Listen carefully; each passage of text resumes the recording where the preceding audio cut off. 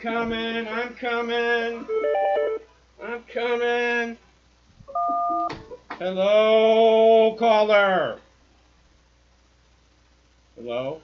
Hello? See? Make me rush back in here. This is what I get. Ha. Alright, so I was doing something. I was adjusting the title to make sure that it was proper. Okay, so give me a chance here. And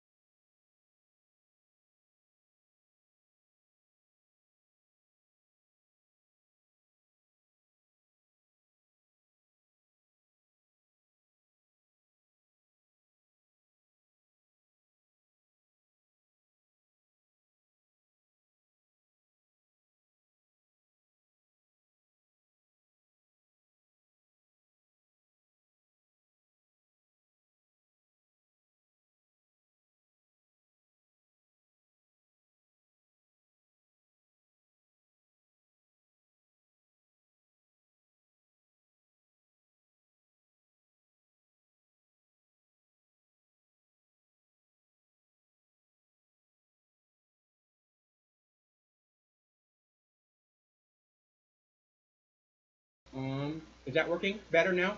Can you tell? Hasn't come through yet. It takes a second. Yeah, now it's working. Okay, I'm gonna start over. All right, Yeah, thanks cool. so much for letting me know, Is, man. is that your weed cake? Yeah, it's my brownies. I made butter over the last couple days. I made a batch of butter in a crock pot, and Oh yeah, cool. and I videotaped everything. So I'm gonna show everybody how to make Oh cannabis yeah. butter. Yeah, nice. So now I got my audio up and it's echoing. Hold on. Hold on. Hey, where's my audio? There it is. Okay, I got it. Hold on. Wait. Okay, wait. Hold on. Okay, there we go. All right. So yeah, I made cannabis butter.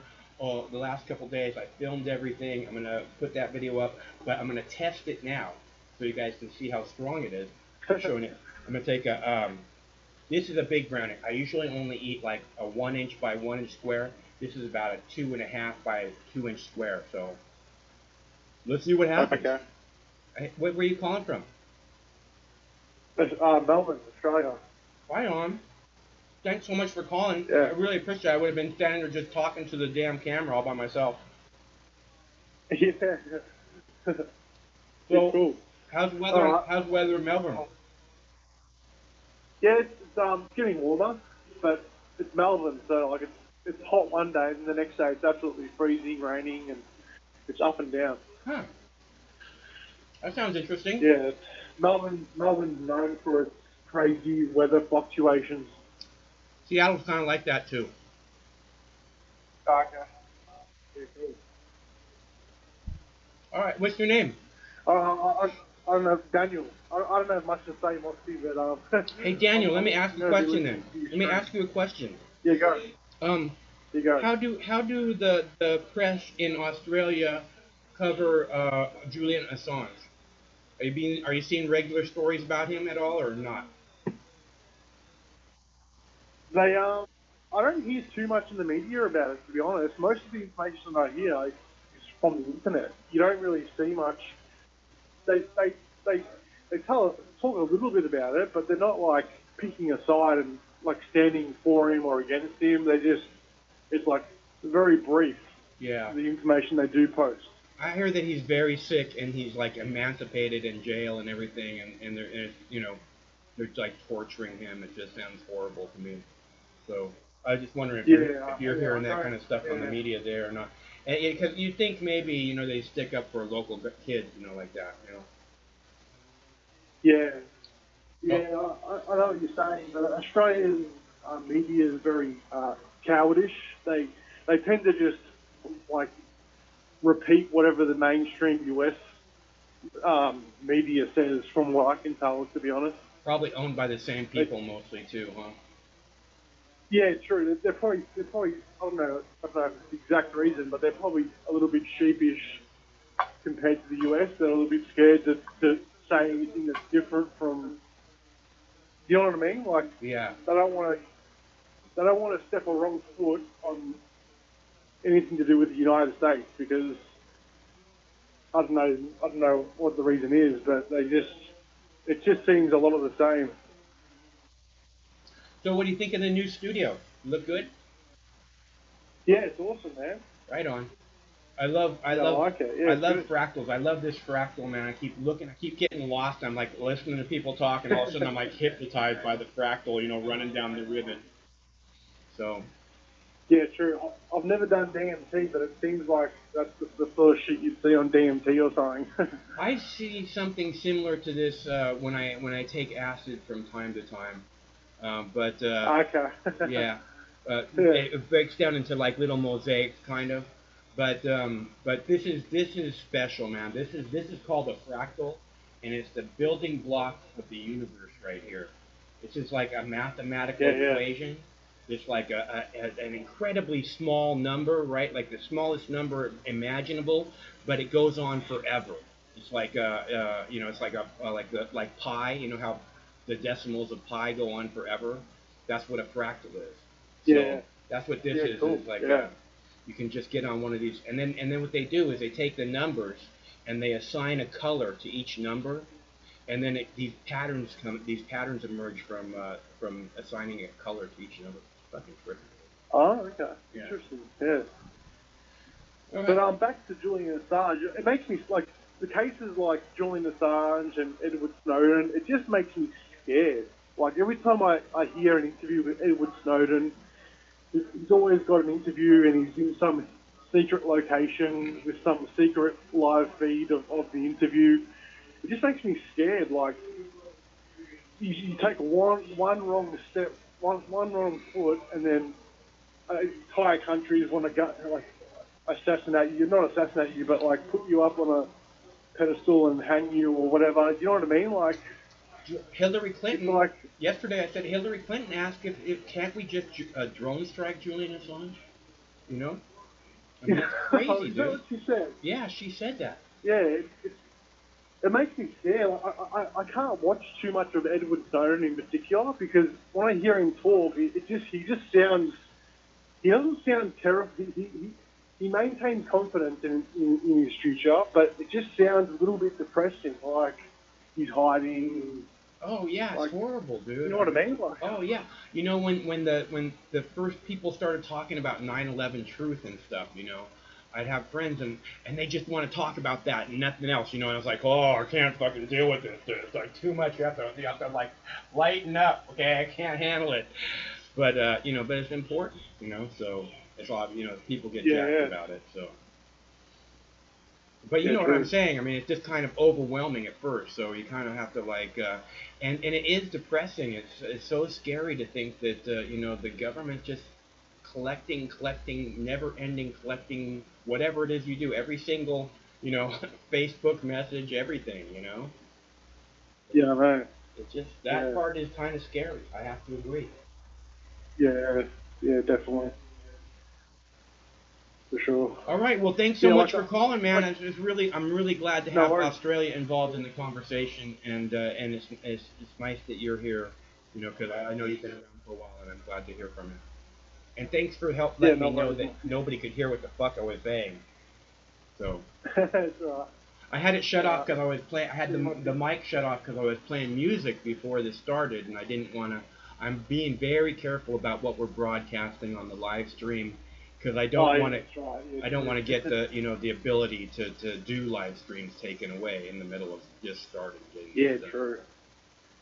I think it's a shame that YouTube's a bit like that. Like, what's the deal? Like, who cares if someone wants to play some music in the background that's like copyright infringement? It's like, come on, like people are going to get the stuff if they want to listen to it anyway. Why is there so many bullshit rules about what you can post? And I I I don't know. I think it's all bullshit. I hate copyright. You know, you know what Pirate Party is? I'm Pirate Party, man. I don't believe in copyright. I think that when someone makes a work of art, if they make it to make money off, number one, it's probably not very good art. But you know, you want it shared with every single person on the earth so they can Exactly. experience your art. You know what I mean? Otherwise, Yeah, otherwise, exactly. what's the fucking point? So you can keep it in a little room, Yeah, and I know. maybe those who can afford it can see it or whatever. Fuck that. That is not what it's about. Yeah, yeah, yeah, true. So I hate copyright, and I agree. I kept thinking about it, because I was listening to some Supertramp and some Henry Rollins, and I was like, oh man, I'd love to be just broadcasting this out like before the show starts, just like the warm up. Mox will be live in a minute, and here's some good music to listen to, but you can't. I just can't risk, losing the Yeah, I live know. stream ability. So. Yeah, true. Yeah, it sucks. Oh, anyway. All right. Thanks, Mark. Hey man, thank you for calling. It's really good to hear from you, and thanks for the help. You too. All right, see ya. All right. Australia. We got Australia in the house tonight. How cool is that? Okay. So, let's see. Okay, we got a brownie. We got a dab waiting. Maybe Vicky will call and want to smoke with me again. Vicky, I want to smoke with you. Where you at, girl? Okay, so UTN, I am going to publish my butter making video by morning so you can get working on that batch of butter that you need so desperately. And it makes your headaches go away. Except you say a whole lot more. You know what I'm saying? So I did have a little bit of brownie butter before. I licked the spoon. Let's put it that way. Me and the dog licked the spoon. All right, so my name's Mike. This is my YouTube page, Mox News, and you know, and I heard, I think it was Don Jr. on The View today talking about. I'm not sure if it was him, but somebody was talking about, the Biden, Joe Biden, and Hunter Biden should be brought before Congress to testify. And I think that's a really good idea. I mean, if Joe Biden and Hunter Biden aren't doing anything wrong, have nothing to answer for, then they would. I would think they would want to get in front of Congress and get their good name out there, saying, "Hey, we have nothing to hide. We are on the up and up everywhere. So yeah, get us in front of Congress. We'd love to answer some stories about that." You know, I just thought that's interesting. I really think that there should be more discussion about that. Why aren't these people being called before Congress? I mean, the Republicans can call people before Congress, right? They're the ones all up Joe Biden and Hunter Biden bum. So why aren't they the ones calling a hearing into this so they can set the story straight? We just want it so you can set the story straight. There's a lot of rumors and innuendo going around. I know you'd like to come forth with this. You know, you would think. You know what I mean? It seems like the easiest way to solve this sort of thing, and it's not happening. And I don't really understand. If the Republicans can call hearings, which they're in charge of the Senate, I would imagine they can schedule all the hearings they want. The Senate scheduled its own hearings, So why aren't they calling Joe Biden and Hunter Biden to answer all these questionable things that they're talking about in the news? Because, I mean, it seems like it would make for good for everybody if nothing was, you know, um, getting lost in the ribbons. If nothing was if everything's on the up and up, why would you be hiding? Hey, Craig, you got that other background that you were showing me the other day with the one that's all like seizure battle robots. You know the one I'm talking about?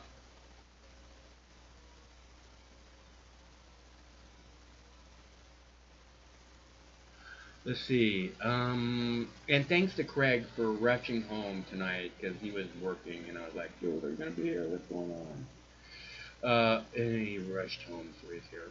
So I'm just much more confident with my stage manager. Without the stage manager, I'm like, how do I do this? Oh no, the mic's not working. Which the mic wasn't working, and I turned it back on all by myself. So that was good. I got that going for me now. Saying I keep saying, am I saying too much? I think I'm saying too much. Am I saying too much? Dwayne, Woko, UTN, my brothers and sister. It's so good that you are here. I thought that first caller was Muhammad because of what he was saying. That's a little. You're talking about your seizure robots, your seizure fighting robots. Here you go. You want your seizure fighting robots. This is going to do it for you.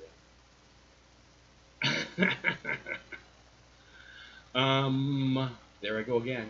See, I got that. I got that. I'm just gonna wait for a phone call now. Oh, see, that's pretty. I like that one. Yeah, the lotus. The lotus with the top. See, now I want to eat more brownies. That's no good. Go, buddy. Go, buddy. All right. So, anybody got a good movie recommendation? I watched something that was pretty good. Oh, you know what I've been watching is there's She-Ra, Queen, Princess She-Ra. There was a cartoon in like the 80s or the 70s. She-Ra. Netflix has got a new version of it, and there's at least one episode that has made me laugh out loud continuously. I mean, I just like have to. I've watched it a few times. It was good. She-Ra. I can't remember. Princess of something. She-Ra. But anyway, this good cartoon. And then they have another one, which is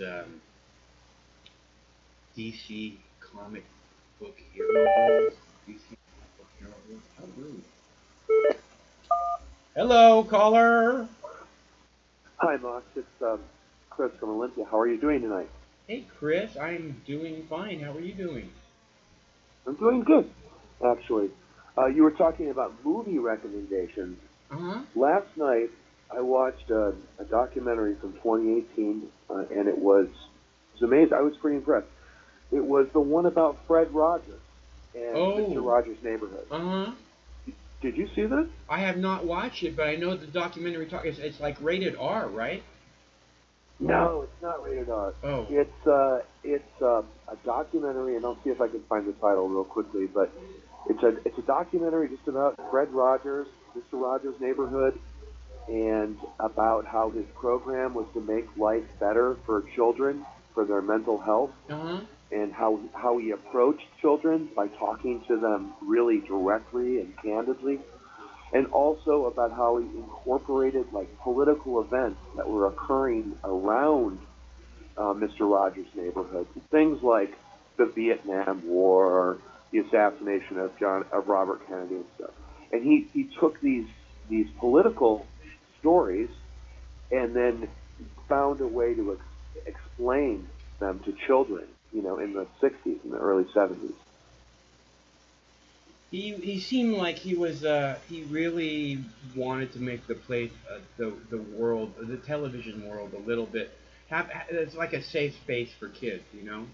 Yeah, and that was his whole program is trying to relate to children, And it was just a very positive film, and it was also relative to, I guess, the call-in programs because I am one of those godless atheists. I think you know that. But um, Fred Rogers was not. Fred Rogers was like he was like like Jimmy Carter's like a Sunday school teacher or Uh-huh. almost an ordained minister, I think, Yeah. and approached the whole program with this real positive message, even though he worked with a bunch of dirty hippies who were atheists and probably smoked dope and drank and had a good positive attitude towards the life, meaning like a free spirit.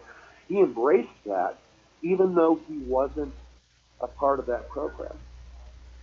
Which is, I mean, it's easy if if you're not judgmental. If you're not there to be judgmental, it's easy to be open to different cultures or different ideas, different ways of life. You know, but if you're this person who's like, uh, you know, because I find that a lot of people are just judging everyone immediately. They're sizing everyone up. They're like, the first thing, oh, I have more money than that person, or whatever. I mean, it's all these different little Yeah, innuendo things, uh, yeah. and it's. I think that if that's not who you are, it's really easy to be open to different ways than your own. So when he would put those puppets on his hand, he was like, What puppets 50-year-old meow? man. What puppets meow? Mr. Rogers, Fred Rogers. What puppets The, meow? the name of, yeah, those, yes, King Friday. Yes, those puppets. King Uh, puppet? King won't, the, puppet the meow? documentary is called Won't You Be Your Neighbor. But when he would put those puppets on his hands, he would go in his mind, he would go into a personality from his youth. And apparently he was sick as a child and spent a lot of time in bed, and that's where he developed his appreciation of like music, learning how to play music, and also that's where he developed his imaginary world. Hmm. Okay, so when he was in his bedridden, sick as a child, not being able to participate with all the other cool kids, like Lucas and the Bad News Bears. Remember that movie? The kid wrote the note cards to all his friends on the road. That was Fred Rogers as a kid. Hmm. And so one of the things he learned is like to use his imagination to create these worlds where he could have these discussions with these like imaginary creatures and also these imaginary points of view and kind of like make believe like little girls and little boys do make believe Yeah.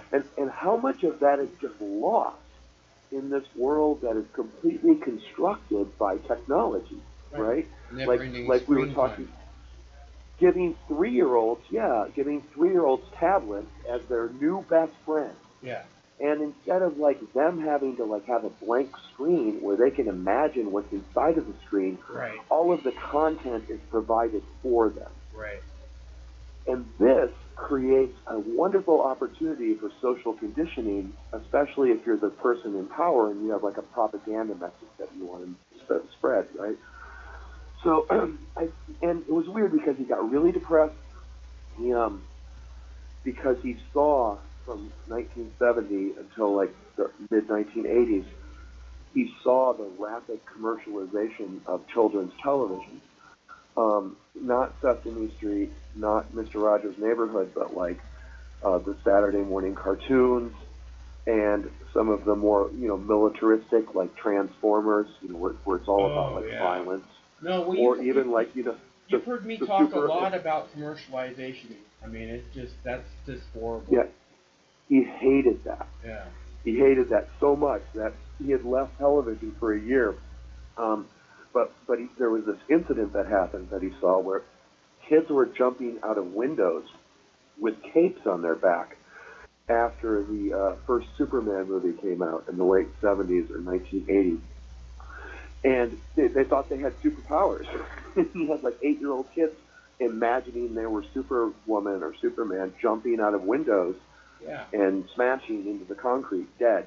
Well, And when he heard about this, he freaked out so much that he came back to television to good. do Yeah. a special talking about how super comics and super superheroes are not real, that what they're seeing on television isn't real, and that make believe is make believe world, like in Mr. Rogers' Neighborhood, and real is real. And just because you can't mix the two up, right? It was a big deal to him. Yeah. And I think that is relevant today to this discussion about propaganda and fake news and what do you believe and who do you believe and why do you believe. And it has a lot to do with people getting most of their primary information, Mike, from the television. And even the clips that you provide, which are, I appreciate that you put different labels on them and that you put them in context, and they're just small clips. So I never have to see commercials, thank God. But they still are emanating from television, like those view clips that you showed. Uh-huh. That is corporate TV. It's a perspective that was generated by them. And I think in this society that's lost all sense of literacy and literacy skills. Like, I don't think people pick up books or are able to even read, a 15-minute essay and break it down into pieces because they don't have those skills anymore. Yeah. And you're getting into a dangerous space, right? When you have an illiterate population that's being pushed by Fox News or pushed by MSNBC in these directions that are just benefiting the elite. And I think when you're getting, it's kind of frightening. That, I've mentioned this before, but those are my sentiments. Those are my feelings about it. Mr. Rogers' Neighborhood. Yeah, no, I love the, and I didn't know that was happening. There wasn't like an epidemic of children jumping off buildings or whatever. Right? No, there were probably a couple of incidents, like, in the whole country that made them go back in that direction. But the other, I don't know. I get my films like serendipitously one way or another, right, using a torrent. But if people were good soldiers or good cowboys, and they wanted to get it through Netflix, I'm sure they could for a few bucks, and it would be worth the time. The film about Mr. Rogers' Neighborhood. And there were a couple other things. First of all, I was impressed today, Mike. Well, it doesn't. It's understandable. Just you gotta fight through it, man. My corporate mayor won. The one that I got excited about voting against on Tuesday. She won by. Well, she's winning right now. I don't think that her name is Selby. It's her last name, but she's my mayor, and she caters to gentrification and rampant development for expensive housing developments. And she's a shoo-in. And again, it's this backlash. I don't know if you know that all of the taxes that were passed by the Washington State Legislature were repealed by the voters one by one. Yeah. Right. And then also Shama Sawant. And the city of Seattle is now suing to get their tax money back. Yeah. Well, there you go. It's fucked up when the government's suing to get tax money back, right? After the voters voted to stop paying it, they said no, we're not going to pay this anymore. And now the city of Seattle is suing to say, yeah, you don't have that choice. Well, we just voted on it, so I guess we do.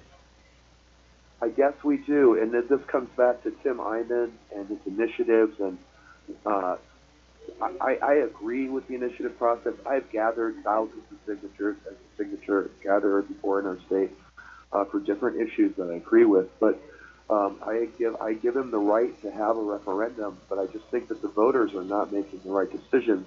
And I also think it's really sad that the left hasn't created an alternative to Tim Eyman.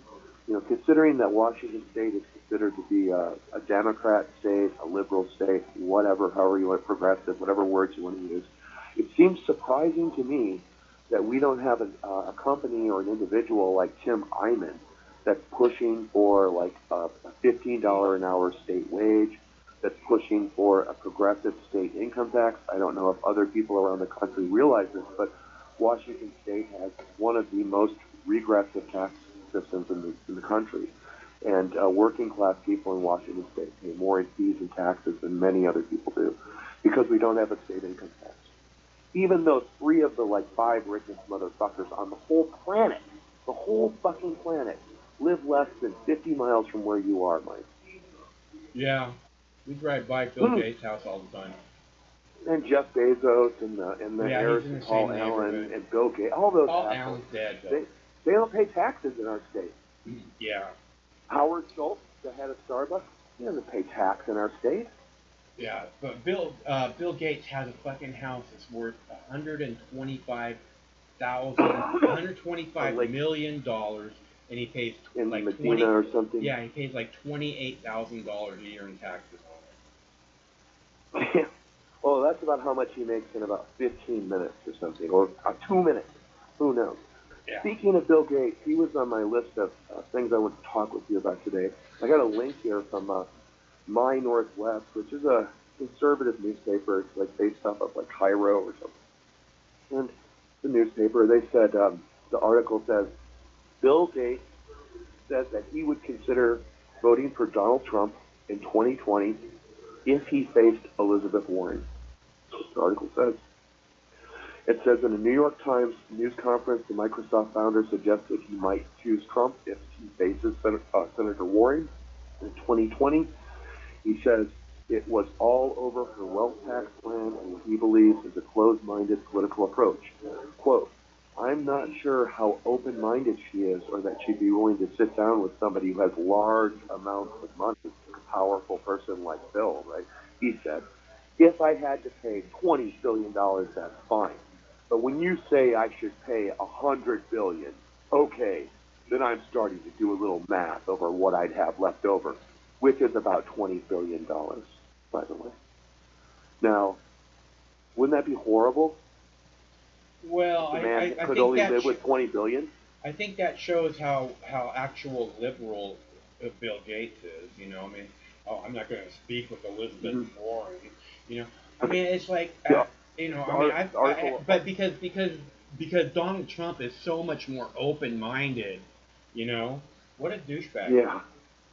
They're all douchebags. All of them are douchebags. So the same article, the next paragraph, it says this. It says, Amazon chief officer Jeff Bezos recently expressed a similar sentiment.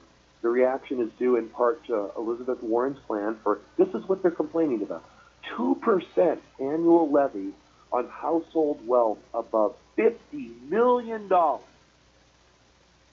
with another 1% tax for those above $1 billion, which would impact about 75,000 people out of 350 million people, and would raise, get this, $2.75 trillion in 10 years. That's what they object to. A 2% tax over $50 million in assets, and they object to that. Yeah. We ate dinner at this place the other night where this waiter was telling us that Bill Gates eats lunch every Thursday, and this table right there is like pointing to the table like 10 feet away from us. Bill Gates by himself and he says, and he just barely tips 15% every single time. And it's barely. It's a modest restaurant, right? It's just a modest restaurant. Oh, it's a nice restaurant. Well, I'm glad you had nice food. Yeah, it's my roommate's birthday, you know. Yeah. So his dad takes us out like 3 or 4 times a year to nice places. That's pretty cool.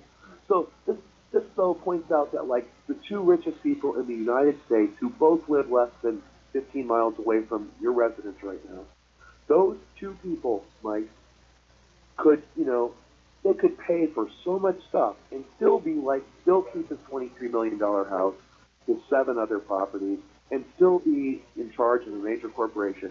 He doesn't even want to pay that.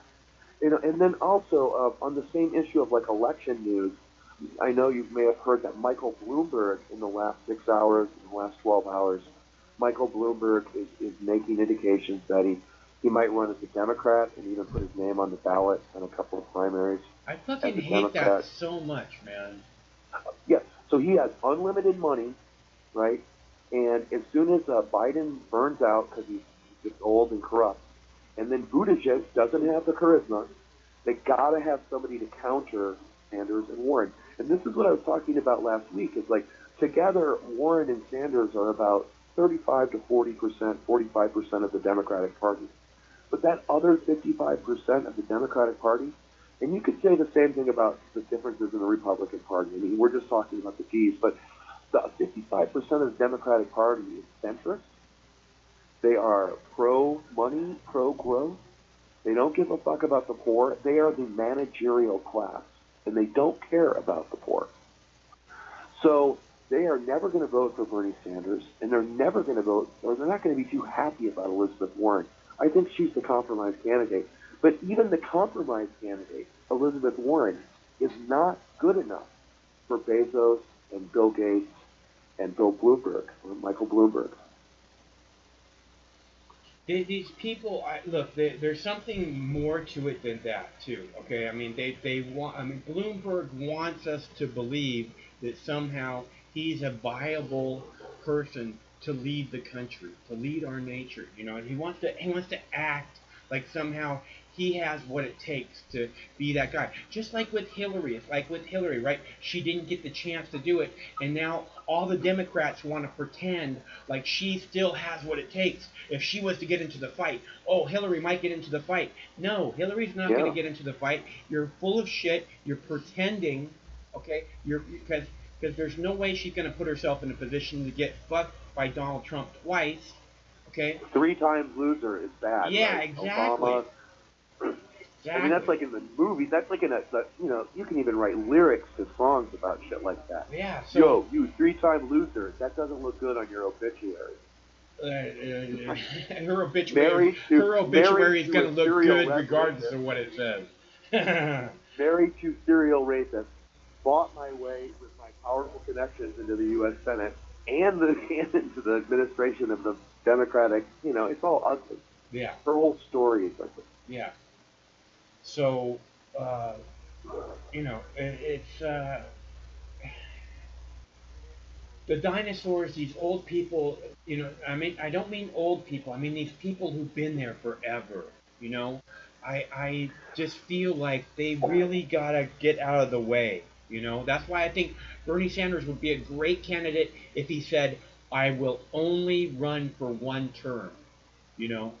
Then you could know that he's got everything in position and he's going to leave it for his vice presidential candidate, or whoever. His successor, his chosen successor, which would be great. Which, and in fact, I think he'd have a much stronger chance if he did that. I told you I'm not voting for any of these people. Yeah. But if they want to win, like if they want a successful strategy, this is what they need to do.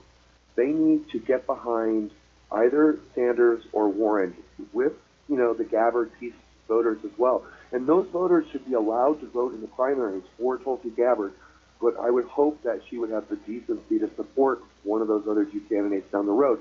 But what they need to do is get behind one of those 2 folks, and then they need to really consolidate their power and build their power as parties, if that's what they want, if they want to win. But that doesn't seem to be what's going on, because the game was set against them from the very beginning when the Clintonites chose like these 12 moderate candidates to run against them in the primaries. That wasn't like out of the blue. It isn't like everybody wants to be president. Some of those people were literally put on the ballot to dilute the support for Bernie Sanders and Elizabeth Warren. I mean, that's obvious. I think they were put. I think they were put on the ballot for an even more sinister reason, which is to limit the amount of airtime that Bernie Sanders and Elizabeth Warren would get in these public events. The debates. Yeah. And the debates are a joke. Yeah. I debated for 4 years in high school and a few years in college. And I'll tell you something. If you go to a high school debate, like in Seattle or in any city in America, and you watch the kids who've done the research and they're arguing, they spend 2 hours. These are 4 kids, 2 teams.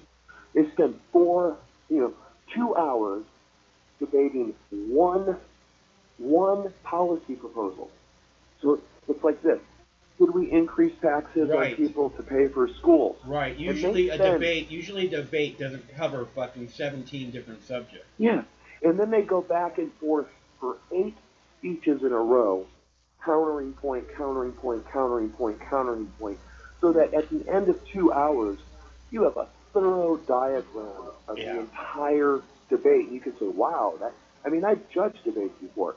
when you have to judge a debate with two 18-year-olds, it's tough, man, because they all want to win and they spent their whole year working on this one It's argument. very You know, important. and you got to really think it out, right? So, but that is completely missing from what we call debate in American politics. You know, Lincoln Douglas, when they debated in the 50s, 1860s, late 1850s, they would debate for like 4 hours straight, standing Yeah, up, facing each other at a podium, talking about a single subject. That's it. Two yeah, people, one subject, 4 hours. yeah. I think that again, as I said in the past, I believe the debate should be like a marathon type event, and we'll weed out. I mean, there would not after one fucking 8, 10, 12 hour debate, there would not be 16 people up on the debate stage the next time, guaranteed.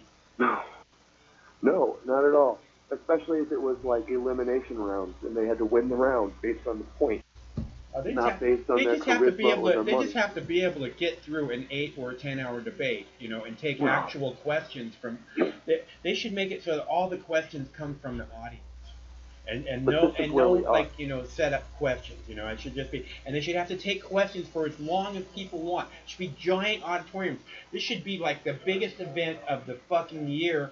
Every fucking 4 years. It should 4 years. yeah. Yeah, and but like in Canada, I believe no, it's in the UK. They just announced. I think they just announced snap elections last week. Yeah. That Boris Johnson announced snap elections. The elections, I believe, are going to be held in December. So they have 6 weeks of elections. Like literally, like the one party says it's going to be in 6 weeks. Get your shit together, and we're Right. going to debate us, and we're going to be voting. But you're voting in 6 weeks. That's it. Da, da, da. Right? That in America, in the United States, we have like elections that go on for over 2 years. Yeah, it seems like as soon as the president's elected, he starts his reelection campaign. Right. And in the midst of that, yes, and in the midst of that new campaign, all of the real issues and the points and all of the little points beneath those points never get discussed because people start saying shit like, hey man, that Biden guy looks old and stuff. Yeah, that Clinton lady, she's a bitch. So the rhetoric around the debate focuses on the personalities and not on the substance of the debate. That's also fed by the television and the media for ratings. Yeah, I think it's obvious that we're being sold down the river. I mean, and it seems like everybody's in on it, and it just that's why it's so hard to trust any of these people and put any kind of faith in them at all. But you know, and I just hate to be like, oh well no, this one's different. Because no, they're a politician, and politicians lie. They're a liar. And Yeah, I mean, I was listening to Henry Rollins right before I came on, right? And Henry good Rollins call, is like, probably. The it's like I Black know Flag or Henry Rollins. Henry Rollins, and Okay. he's like talking. He's like the song "Liar," he's like, I know you thought you'd live your whole life alone and in the dark, afraid of this and afraid of that. And then I come along. Then I enter your life. It's just like, and I'm a liar, and I say everything that you wanted to hear your whole life, and people just go, Hmm. oh, yeah. And then I'm listening to that and I'm thinking, yeah, I just said that about Tulsi Gabbard just like 5 minutes ago. I've been waiting for 20 years to Well, hear this shit. yeah. Well, whatever. It's your prerogative. But I did hear one other thing about. I think his name is McAfee. He's Yeah. been on RT a couple of times. John McAfee. That's a good And documentary. Have you watched the John McAfee documentary? no, I'll write it down right now. But the I'm not guy, I sure what just the read an title of it article. is. I can't remember, but you definitely want to watch it.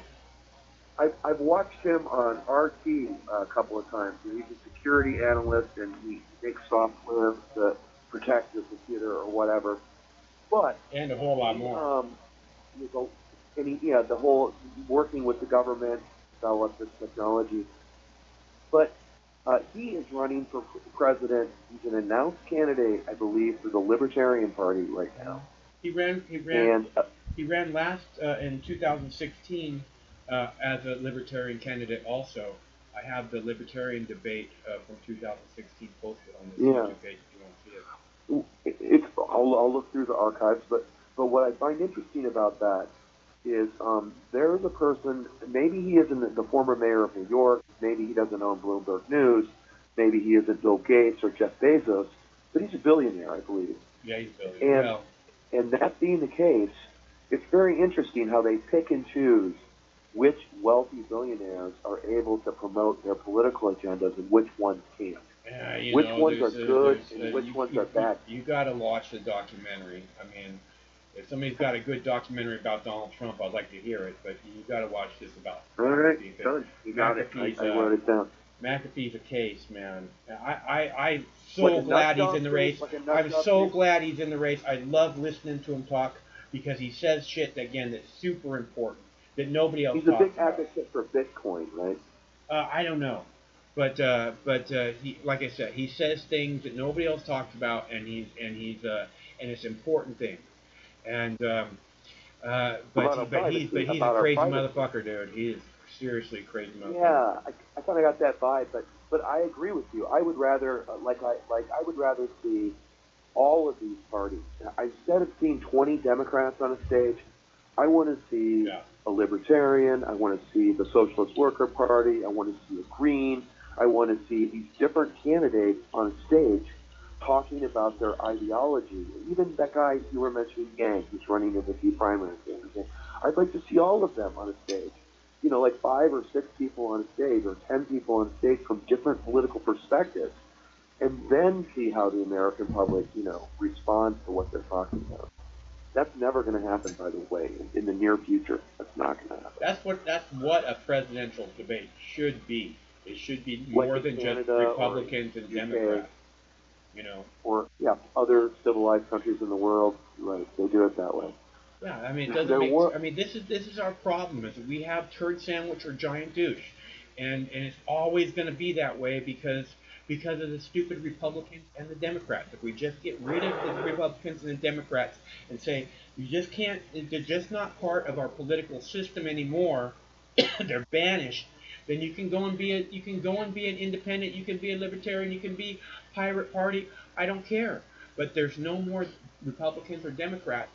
Then I think there'd be a whole bunch. There'd be an option for there to be new parties, and it wouldn't be there'd be like, a realignment. yeah, and it wouldn't be like, oh well, the libertarians and the independents say that they're the only ones that are going to allow anybody in a debate is the independents. That's not going to work because those people have been kept out of the debate so long. They won't want that. They'll want to be inclusive too. They'll want to include everybody who wants to be there, and it'll be. All we got to do is get rid of the Republicans and the Democrats. I know it's a big step, but that's the only hope of saving the country, I think. It's huge. And this whole movement of these parties to the center has really been detrimental for like the peace movement and other things. Like I talked, I went and applied for public assistance today for food stamps, Uh-huh. and I don't really socialize with people very much. I'm very isolated. And I did meet a friend of mine I've known for about over 20, 25 years who was there as well. Also a person involved in peace activism in my community. And and I told him, I said, I'm having a really hard time participating in the peace community that I've been a part of my whole life because I'm having a hard time empathizing and trying to find solidarity with people who I know are going to channel my anger into the Democratic Party. And I said, I don't want anything to do with that. And I don't want anything to do with those people. And he said he empathized with me because I empathize with you, which was quite a thing to say because he generally wants to end wars like you do.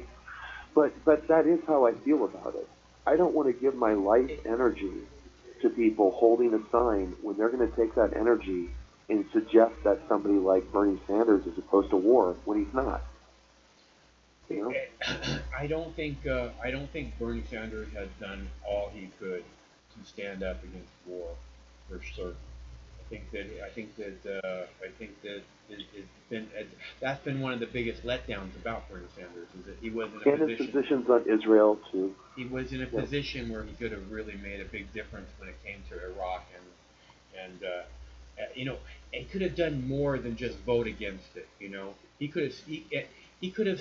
There was a point. Okay, they've changed the rules now, but there was a point where one senator could keep any vote from coming to the floor, which means one senator can end a war by With saying the filibuster, like with yeah, well, filibuster. yeah, but I mean, they changed the rules. No, it's like if any senator objects to a vote on something, then that vote is not supposed to happen. So like one senator can keep a judicial nomination from happening, all this stuff. But they've changed the rules in the last 6 years or 7 years, um, and now that they can't do that anymore. So, which is really messed up because I used to make videos all the time saying, Rand Paul, who talked about, stopping the drones, he could defund money for the drones right now by saying, no, I won't vote for it. I'm not going to vote to approve. No, that vote can't come to the floor. I won't allow it.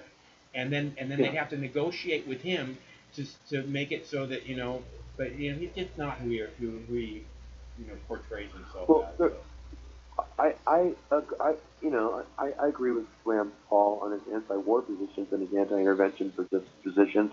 I also agree with Rand Paul on civil liberties. My privacy and my right to use whatever plants I want to use. So I agree with him on a lot of things, but like all politicians, like they cave in. Now with defense spending, this what is it? Authorization to use military force. This thing that's been continual for terrorism. That's been continually reauthorized for the last 18 years now. oh, are That you is talking a about the scary USA thing. Freedom Act or something, or? No, every single year that we spend money in Afghanistan for war, they have to pass a supplemental budget, Oh like yeah, a supplemental budget that's package, that's what I'm which talking they about. call, They yeah, say I'm against the Afghanistan war going on forever, but then every but year then they, when they could have stopped the fucking budget from allowing it to that's right. continue on, they go And, ahead and vote for it anyway, or they go and ahead a and lot allow of, the vote to happen.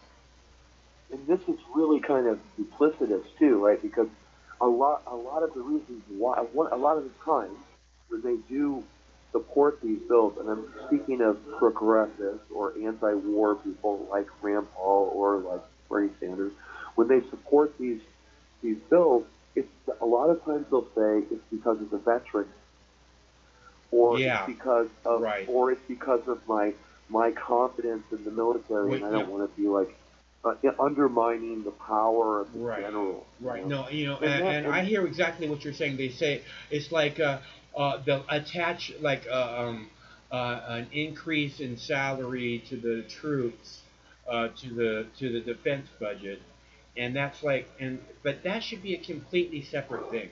You know, an increase in salary to the troops, which they should get whatever year, every 2 years or whatever, or every year, whatever. I don't care. Um, because I would much rather see the money go to them than anywhere else. But it's they act like, oh, we have to if we don't vote for this, then they don't get their increase, and then they don't get this and that, and they have to worry about getting their paycheck and all this stuff if we don't vote for this. Which their paycheck should be a completely separate thing. Should have nothing to do with the defense budget. It should just be they get their paycheck, and like all federal employees do. yeah, because and it's just like when they vote on like the minimum wage, when they federally vote at like Congress, I mean the House of Representatives or the Senate, when they vote on that, it should always be attached to when they vote on their own pay raise, right? Because every couple of years they vote Hmm. to give themselves a pay raise, you know, but then when it comes to the people getting a bump up in Yeah. federal minimum wage, they won't vote for that because they think that that's not right. Well, all I'm saying is that there is inflation, and that's the reason that the senators and the Congress, the members of Congress are saying that they need their pay increase because everything keeps increasing in price that they have to pay, but so does for everyone else, which is why it should be tied directly to a minimum wage, to the people who make the least amount of money in the country.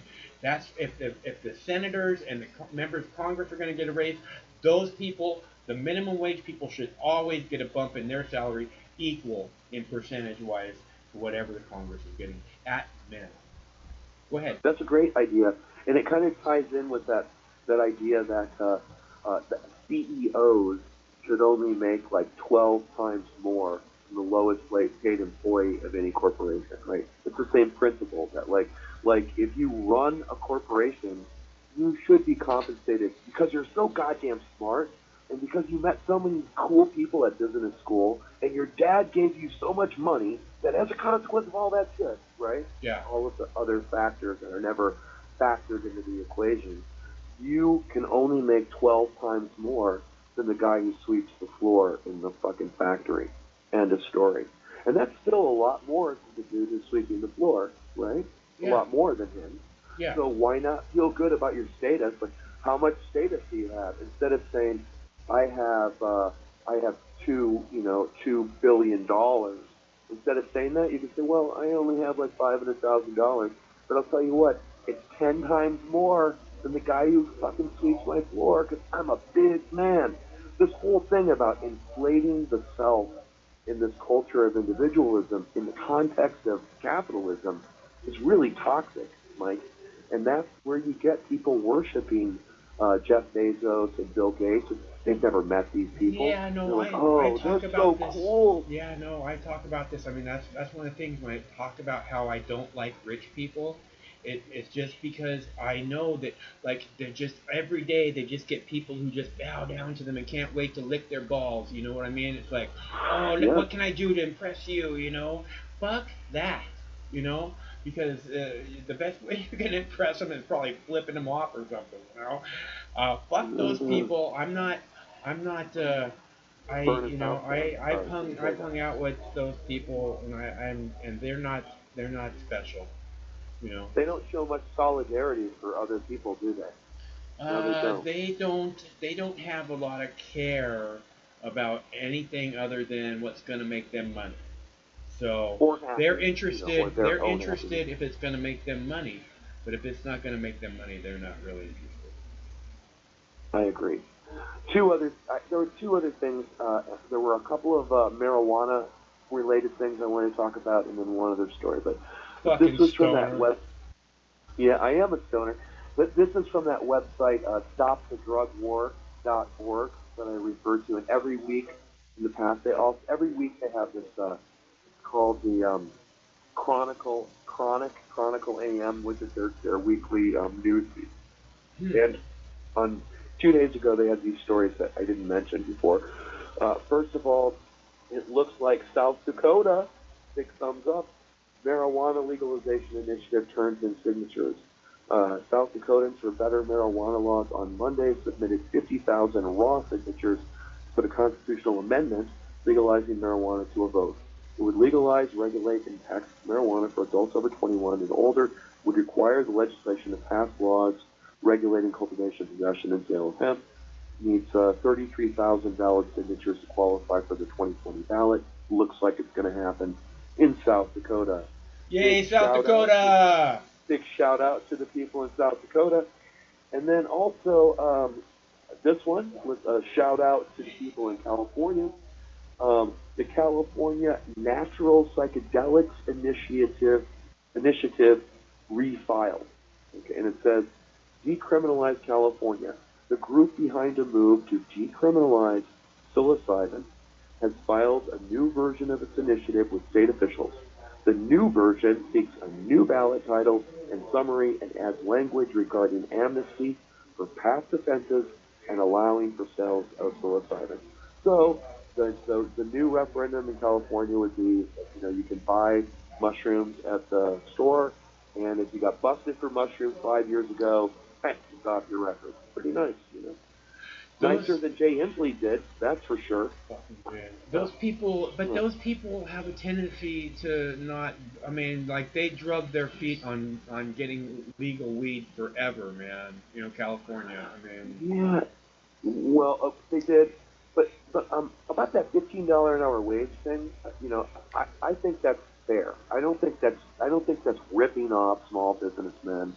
I think if you're going to live in a place like Seattle or like in San Francisco or in Portland, you know, and you're not making $15 an hour, you're going to have a hard time surviving. Period. That's not if even you're very much. making $15 an hour, you're gonna have a really hard time surviving. That's right. But I think the state of Washington says $12 an hour is all you're going to get, and in some states around the country, it's $7.50. Like I lived in Arkansas for a couple of years, about not a couple of years, 6 months, about 12 years ago in the Ozarks, and the minimum wage there was $7.25 or $7.50 an hour. Yeah. Well, I'm telling you, if they did what I said, where every time the senators vote on themselves getting a raise, because every time they vote on themselves getting a raise, they always vote for it. An income increase, inflation increase or whatever, they The always vote politicians, for it. right?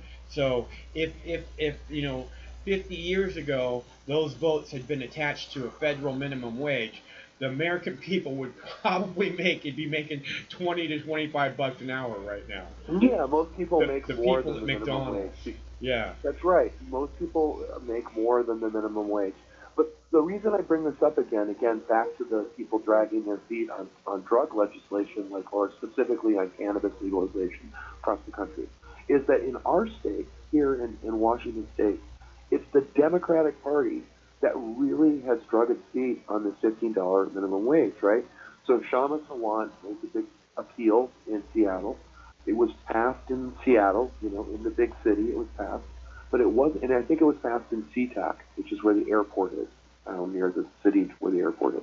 So it was passed in two cities, right? Yeah. But it wasn't passed in Olympia or in Tacoma or Spokane. It wasn't passed, in other cities around the state, in the Tri Cities or in other places, in our state, and so it, you think, right, that Jay Inslee, who ran for president as a progressive, concerned about the environment, well, he sure as hell hasn't been pressing for $15 an hour now in his own state. I really don't like Jay Inslee. I thought he was pretty good as a congressman. I really did. I really thought he was in the right place. I thought that he was. Mm-hmm. I thought he was representing a lot of people as a congressman. I don't think he is as a governor at all. I think as a governor he's horrible. I want him to Well, go you away. know, But since we're in this fucking giant douche or turd sandwich fucking never ending cycle, we don't really have a choice in the matter. it goes even beyond Jay Inslee. I live in the shadow of that building, the city Yeah. council, and I can tell you that, like, the Democrats have controlled the House. They controlled the Senate, and they controlled the governorship for like a long time. This is a really, really, really blue place. Yeah.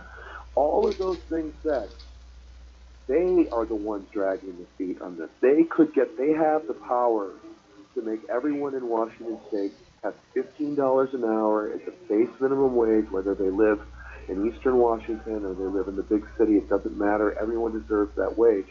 They could do that, and they didn't. They're not. They have no intention of This is what I keep saying about these people are gatekeepers. Okay, they like the status quo. They're not there to look out for us, you know. it. And it's so blatant. It's so sad, because people. It's like with the cops. People want cops that we can look at like they're heroes.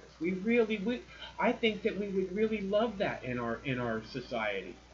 But it's just Peace officer. I like peace officer. That's a great one, right? A peace officer. yeah, to serve and protect, man. We want we want Little old those lady guys. needs help crossing the street. You help her, right? Somebody's got a problem with their dog. Hey, is everything all? Are you okay? Yeah, Things like that. yeah. Well, I mean, it's beyond that. You know the people that you're there. You know them because you're part of that community. You walk around it. You eat there. You live giant part of your life there, if not live in that community. And it's just not like that anymore. It's like they're these untouchables that are above the law. And I mean, there was a couple years ago. You remember there was some Bellevue cops, and they were given this one female cop a hard time after a Mariners game because they littered, and she was like, "Hey, pick that up," and they're like, "Fuck you," and it The got into cops it like, did. yeah, they were off-duty cops, and then she's there, and they were like littering or something, and she told them to pick it up, and they were like, "Fuck you, cow," treated her with total disrespect. I think they used probably racial slur, I think, and they were Oh, very great. fucking drunk. And Well, I hope she got some money out of it. and it was, but I mean, that's what I'm saying is that they're above. That's how much they believe that they're above the law, even to each other. It's like, yeah, you're what? You don't know who we are, so we'll give you a break on this one, stupid. You know. Yeah, God, I have so many cop stories. I yeah, I'm really, I mean, I don't, I would call the cops if I needed to in an emergency, but I would be hesitant to. And I think a lot of that comes down to, again, marijuana was just legalized in Washington State in the last 5 years. And prior to that, all of my, you know, energy was spent trying to get marijuana in the black market, right? Really? You My had a whole hard adult time. life. You had a hard time getting No, it. come on, no. No, I didn't have a not in hard Washington time. State. Not in No, Washington State. no hard times, no hard times. I mean, But I, what I I could make mean a is, phone call and it'd be delivered in 15 minutes, in pretty much seconds. I 20 know, hours, yeah, yeah. 24 hours a But what day. I'm saying is that even though it was easy and the prices were fair, well, not fair, they were high, but they were fairer than other parts of It, the it country. didn't change. It didn't fluctuate. It was always pretty much the same What price. what I'm getting at is that my fear of the police, that always having to know that if you had an ounce of weed in your car and you were driving someplace, you had to look over your shoulder, you had to look in the rear view mirror. If you went to a dealer's house, you wanted to make sure you were watched by Yeah. somebody else. This is, You know, so that's what I'm talking about. The healthy dude. suspicion. A Look, I've healthy talked about suspicion. this government being at war with me since I was 15 years old, and I it's know, and and I it's agree it's with you. just so completely unfair that I want fucking war reparations because that's how unfair. That's how much I really believe how detrimental the drug war has been to my life. Well, I believe out of like 2 million people who have actually are incarcerated or are incarcerated now, like a lot of them were incarcerated for non-violent drug offenses. And then it gets down to the nuance, and I'm not even looking at a chat, but I know it's like, yeah, well, those meth heads, fucking A, man, methy meth, or oh my God, have you seen a crackhead? No. If somebody did not commit a violent crime, they should not be held in jail, for more than a week. Give me a break. And Like, you don't put people in you prison have to for legalize possessing these chemicals. drugs. You have to legalize them. I mean, they're horrible drugs, but you have to and I've talked about this. Just have the party store, right? You go to the party store. Everybody's in line at the party store, right? Oh, I want this or I want that.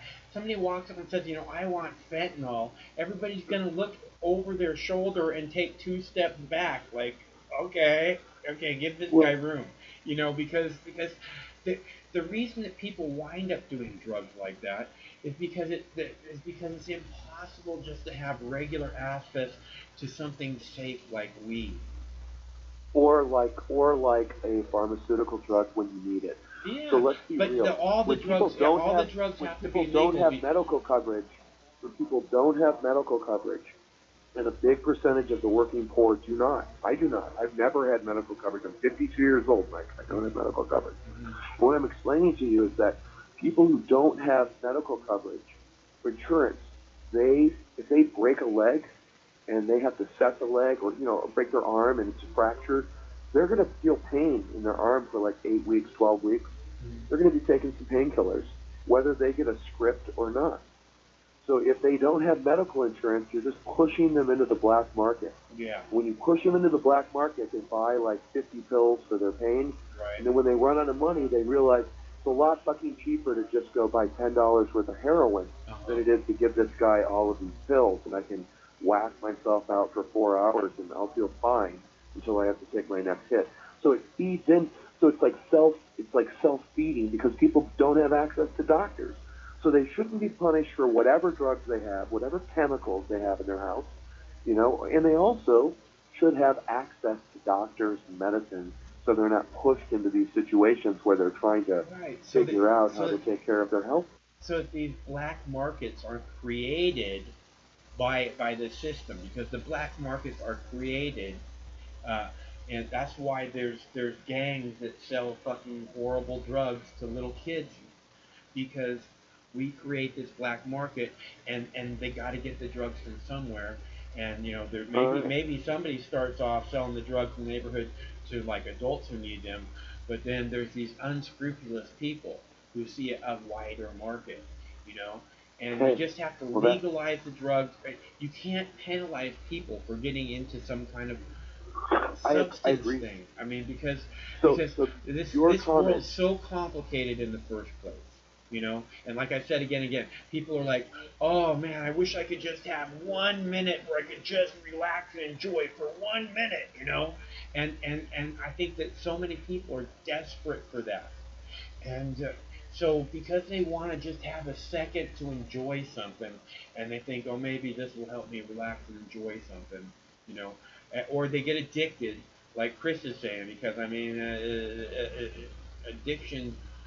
I've watched a lot of people with the addiction of alcohol, and people Yes, that are addicted to alcohol is just so sad.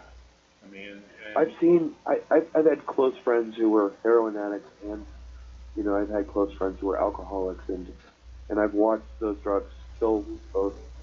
I've seen different groups of people die from those drugs. And I don't advocate if you're an alcoholic, you probably should stop drinking, right? And if you're a heroin addict, you probably should think about what you're doing. But it isn't my place to tell somebody else what to do. They need to talk to a doctor and figure it out. I can give them constructive advice, but you should put that down because it looks like you're killing yourself to me. But if they don't want to listen, there's nothing I can do. And this comes back to suicide, right? I've had 4 or 5 close friends of mine commit suicide in the last 20 years. And when that happens, right, then you got to step back and say, they had a chance. I can't judge them, but ultimately they did make the decision that they made, and you got to give them some respect. Whatever, however hurt you are, you have to. I think that's my feeling about it. Um, this last article was from it's from a website called Popular Resistance, and that's where it's Margaret Flowers and Kevin Dees, and they're activists in Washington D.C. They were 2 of the last 4 people in the Venezuelan embassy that got shut down as they were holding it for the government, and anti-Venezuelan activists were trying to take the building from the Venezuelan government. They arrested a few people. is that That's where today? Is Max that today? Rubin. Well, no, that's who those people are. Kevin Dees and Margaret Flowers. Oh, They okay. were in that building, Okay, and they yeah. run a website. They run a website called PopularResistance.org, which is about all different kinds of activism that's occurring around the United States. People who are actively resisting power, anti-war, anti-corporate. And they had an article posted today. It was a repost from a Huffington Post article. It said this. It says California illegal marijuana seizures, pot seizures, tops $1.5 billion in value. The authorities seized more than $1.5 billion worth of illegally grown marijuana plants in California this year, an amount industry experts said is roughly equal to the state's entire legal market. As part of an annual eradication program, officials said Monday. The raid netted more than 950,000 plants from 350 growing operation sites this year through the Campaign Against Marijuana Planting Program, known as CAMP, that dates to 1983 and is considered the nation's largest illegal marijuana eradication program. Authorities could not estimate the street value of the plant seized, but based on prices of $1,600 a plant, which I think it might be a little inflated, but the president of the United Cannabis Business Association said wholesale costs of, anyway, $3 billion worth of illegally grown plants they expect in the state. Consumers are projected to spend $3.1 billion in the legal market, and get this, $8.6 $1 billion in the illicit market. So the black market for herbs in California is 2.5 times higher, in terms of people trading money than in the regulated market. And that's kind of interesting. Well, yeah, but So, see, this is like an estimate, right? yeah, And the estimate is like what you're talking about the plants, right? They're probably talking about 2 foot tall plants that they're saying once they matured they'd be worth $1,600, which is fucking 6 months from now if they do mature. it, You know what I'm saying? it depends on when they get the plants. That's a fact. Yeah, Yeah. so I'm just saying that it's that, and cops always exaggerate about that stuff to make it sound like it's 10 times more than it really is. Like, To scare the public. well, to scare the public and to make it look like they're doing like their job in such a great big giant way. You know what I mean? Yeah, that whole CAMP thing has been a disaster. It has ruined people's lives in California, and I've talked to victims who had their plants raided by like helicopters dropping out of the sky and people chasing them down and ATVs, Ah. and the way just treating people who grow a plant that is basically non-toxic. Um, Pretty insane. Yeah, Last, but every time I have plants out in the backyard and a helicopter flies over, I flip, I flip off the sky because I figure they got their cameras out looking for us. last story. This is from the New York Post, the newspaper, and it's a video clip. And other readers can find the clip by going to the New York Post. And the clip is titled "Mother Bear Holds Injured Cub to Safety in Heartbreaking Footage." And it's a short clip. It's only about, I think, 50 seconds long, maybe a minute long. And it's a picture of a black bear with 3 cubs, and one cub apparently got hit by a car on the road, and the mother and one of the other cubs, one of the other bears, they pull the bear that can't walk, that's still alive, off of the road, out of the incoming traffic to take it to safety. Yeah, dude, it's the animals. I don't think we give them enough credit in any way, shape, or form. Uh, the way that they have thinking, the cognitive thinking ability, and the heart. Because I've seen I've seen a squirrel in my backyard carrying another squirrel that got hit by a car, trying to get her or trying to get the other squirrel, back somewhere safe. I don't know. And I Yeah, mean, the one squirrel that had been hit was just like clinging to the other squirrel as it was walking along the fence, and and trying to get up the tree and stuff. It was really sad. yeah. I have a bond with squirrels and crows and sparrows in my neighborhood too, and I think they're much more aware of the environment than people imagine they are, including people. I think they understand what's up with people too. Anyway, that footage was called "Mother Bear Pulls Injured Cub to Safety in Heartbreaking Footage." It's from the New York Post, and if people want to see the power of nature, check that out, or the power of cars, everyone is suspected.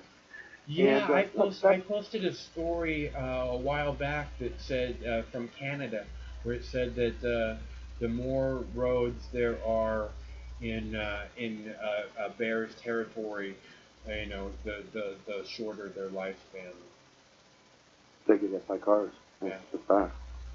All right. Hey, enjoy the rest of your program. I'm glad I got a chance to call in early so that I can listen to all of the amazing callers that are going to be calling me like in minutes. Okay, Chris. Thanks for calling. It's nice to hear from you. Yeah, thank you. Have a good night. All Bye right. bye. Chris always has something good to add. Um, the Bears, it's so sad, man. The cars, my dogs, when we go walking, the dogs are just like, they're just oblivious to the cars. I think they can't judge how far the car is away, and they can't judge how fast the car is coming, you know. And Rufus is black, If we go anywhere where the sun's, setting or whatever, I always put on a bicycle light on his collar, so it's like the cars can see him hopefully a little bit better. But it's I haven't driven for a long time since the Exxon Van six the Exxon Valdez crash in 1989.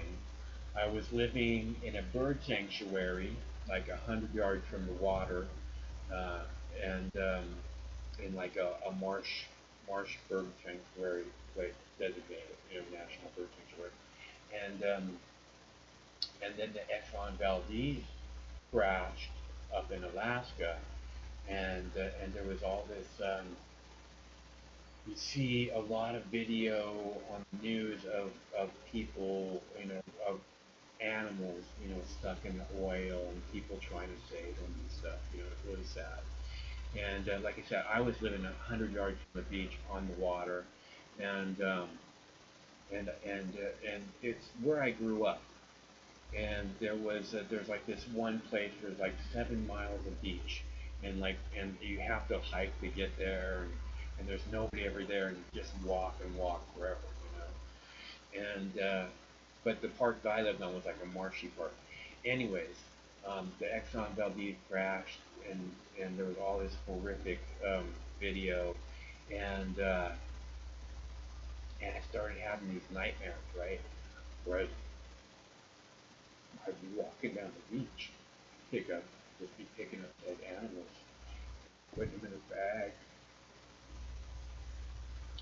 and it was really hard, And I'd wake up and crying, and it's like I can't drive anymore. So, you know, because I couldn't be part of that. I didn't want to contribute to that, or at least as little as I can. So, luckily, we don't see those images up in Alaska anymore. I mean, I've seen video of probably in the last 2 years where people lift rocks from that same neighborhood where the Exxon Valley crashed. Where you can go to the beach and you can lift the rock, and the rock is like covered in oil sludge. Horrible. Hello, caller. Hello, caller. I think that caller. Anyways, uh, yeah. So, uh, so I gave up driving because it's just it's like in the police state. It's just a matter of time before it got me in trouble because you're always looking over your shoulder, and you got to make sure you draw within the lines, right? Yes, draw within the lines. And when I was a kid, I loved driving. I loved it. I mean, when the Exxon Valdez crashed, I had it was like I said, 1989, and I was driving a lime green four-door Datsun 510, 1972, five speed, and it was sweet. Custom interior. Hello. Your caller just hung up. Goodbye. How rude. As I was saying, when the Exxon Valdez crashed, I was driving a Datsun 510, 1972, and it was lime green four-door, had a custom interior, nice sound system, and I just had to stop. I bought a bicycle. I sold it and bought a bicycle. Aluminum, nice. I carry it as a pocket. I was driving. So, and I feel, and I don't feel like I've lost anything really. I mean, the only time, Craig has the two dogs, which I love, like my own. There's Sammy and Rufus, right? Yeah, Blue Bear and Girl. And the only time I ever feel like, that I wish I had a car is when I wish I could put them in the car and take them down to the beach because they love to swim. They don't get to swim that much. And I know that they would love to go for swimmies any day of the week that it's sunny or any other day of the week. They don't care if it's snow, they'll go swimming. Literally, we've been to the dog park when it snowed, and they get like icicles hanging from them. No, I'm not ready to go yet. So, Press 1 to take this call. pressing one. Hello, caller. Michael Knight. Wayne, how are you tonight? Good, good, good. You know what? I had to hang up. I'm sorry. Don't call me rude, but How actually, rude! oh, dude, how rude. You know what? I was actually really enjoying what you were talking about with the Exxon Valdez. Okay, and that's why I'm like, you know what? No, like I want to hear this, so I had to like hang up right away. Okay. Yeah, And it was really a hard thing for me when that happened, and because I really have always kind of been connected to nature, and that was like just after I'd gotten back from Maui, and then I moved into this bird sanctuary place, and when I was in Maui, I got really really connected to nature. I mean, I was just something happened there, and and then I moved into this bird sanctuary, and there's and then the Exxon Valdez happened. And I was having these nightmares like every night, and I mean, just walking down the beach and picking up dead animals and putting them in a plastic 50-gallon plastic bag, and it was like gut wrenching, yeah. well, you know how like baby boomers talk about how JFK, there's that JFK moment in your life. There's been two of them for me. Okay, number one was the Challenger explosion. I remember being, like kindergarten watching it on live TV in school. Okay, and number two was the Exxon Valdez explosion or grounding and the spill, right? Yeah. So the Challenger and the Valdez were big for me, changing my whole life, and they really did. Now I drive a Dodge Grand Caravan, so I understand what you're saying about driving, and believe me, if you don't want to drive, you don't want to support that industry, that's totally cool. You know, I think the Canadian Exxon is ESSO. I Yeah. don't know if you. No, Okay, so yeah, no, I'm not familiar with that.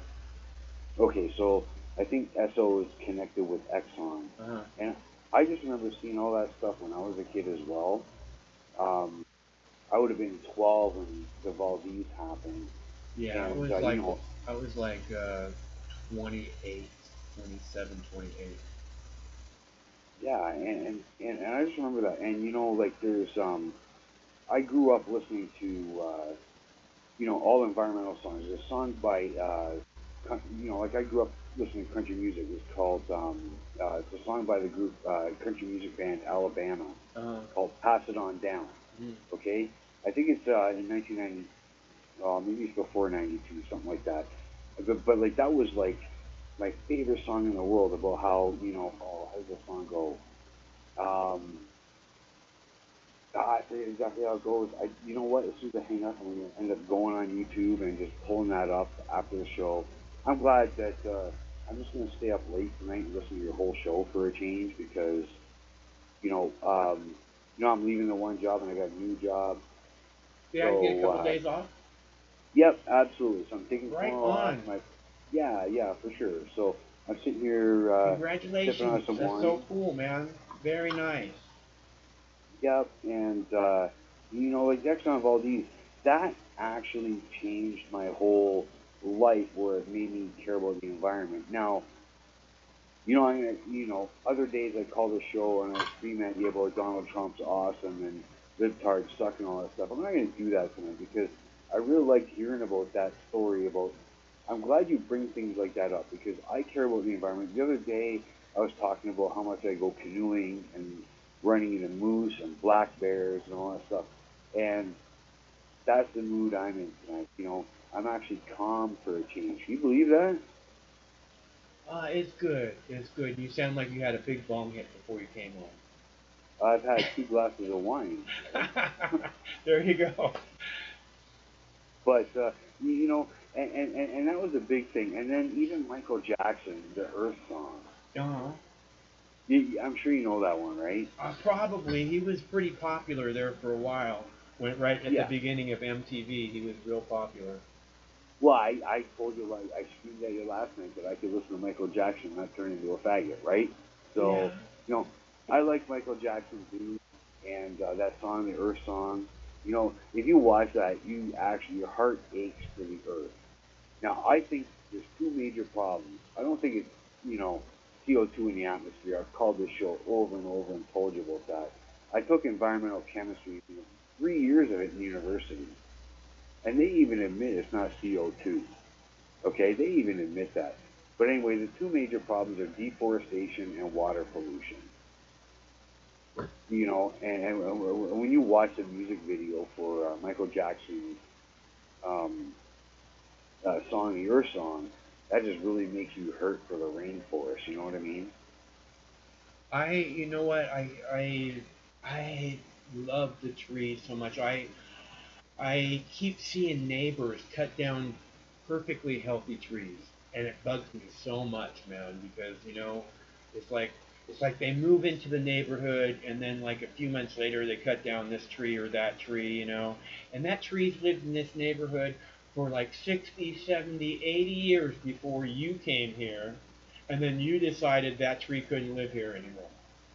Yeah, but then you end up with U.S. government. I've seen this before, where some guy cuts down trees, and the city comes in and fines the guy $500 for cutting down a tree on his own property. I have a video where people got fined $175,000 for cutting down trees, and they should have, okay? Because trees are, look, you can't replace that in your lifetime, okay?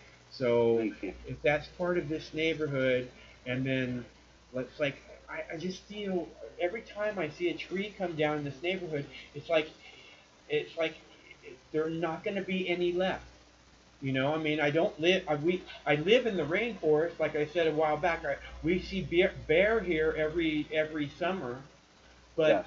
but there's if you keep cutting down trees because you moved here and oh you don't like the way that tree sheds pine needles, so I'm gonna cut it down, you know, or you don't like it cuts off the view in the front or whatever. Fuck! Oh my god, dude!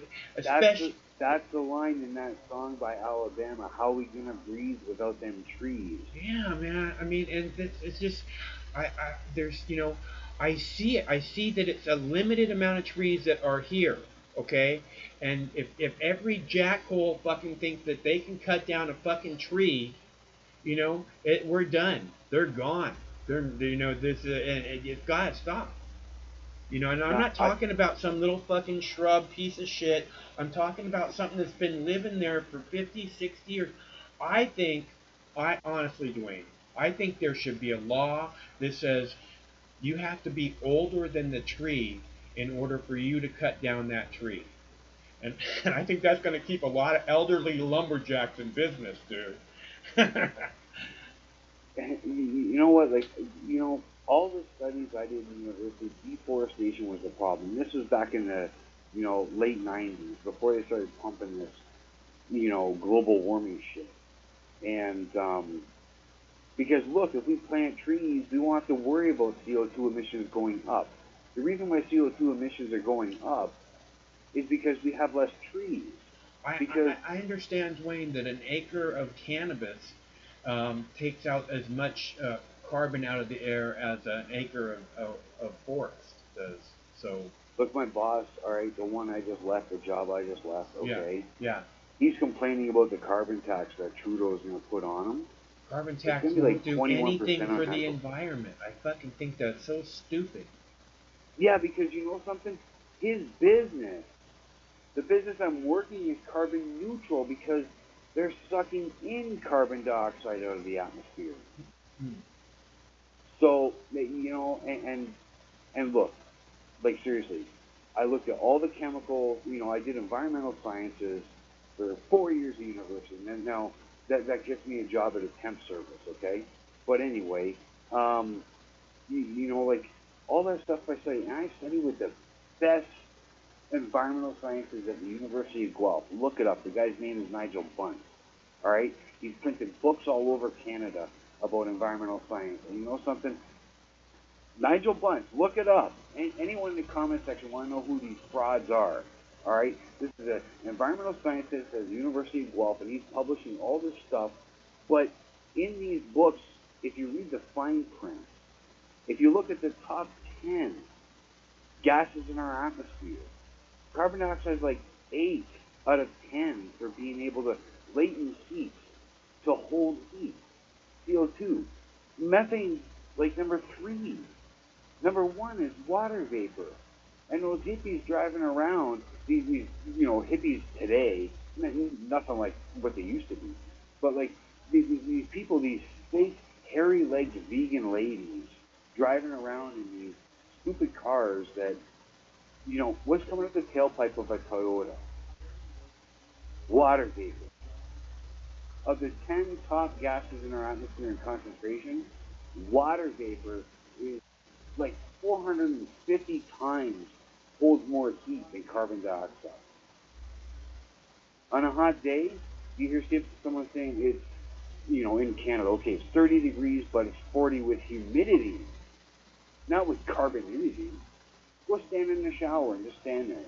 Look stupid, naked, and just see if the heat goes up when you're just standing there breathing. Turn on the hot water, and you got steam, then it gets hot. Do you know what I mean? That's the truth. And that's when I quit my subscription to Greenpeace. That's when I told them to all go fuck themselves, and I should give them money.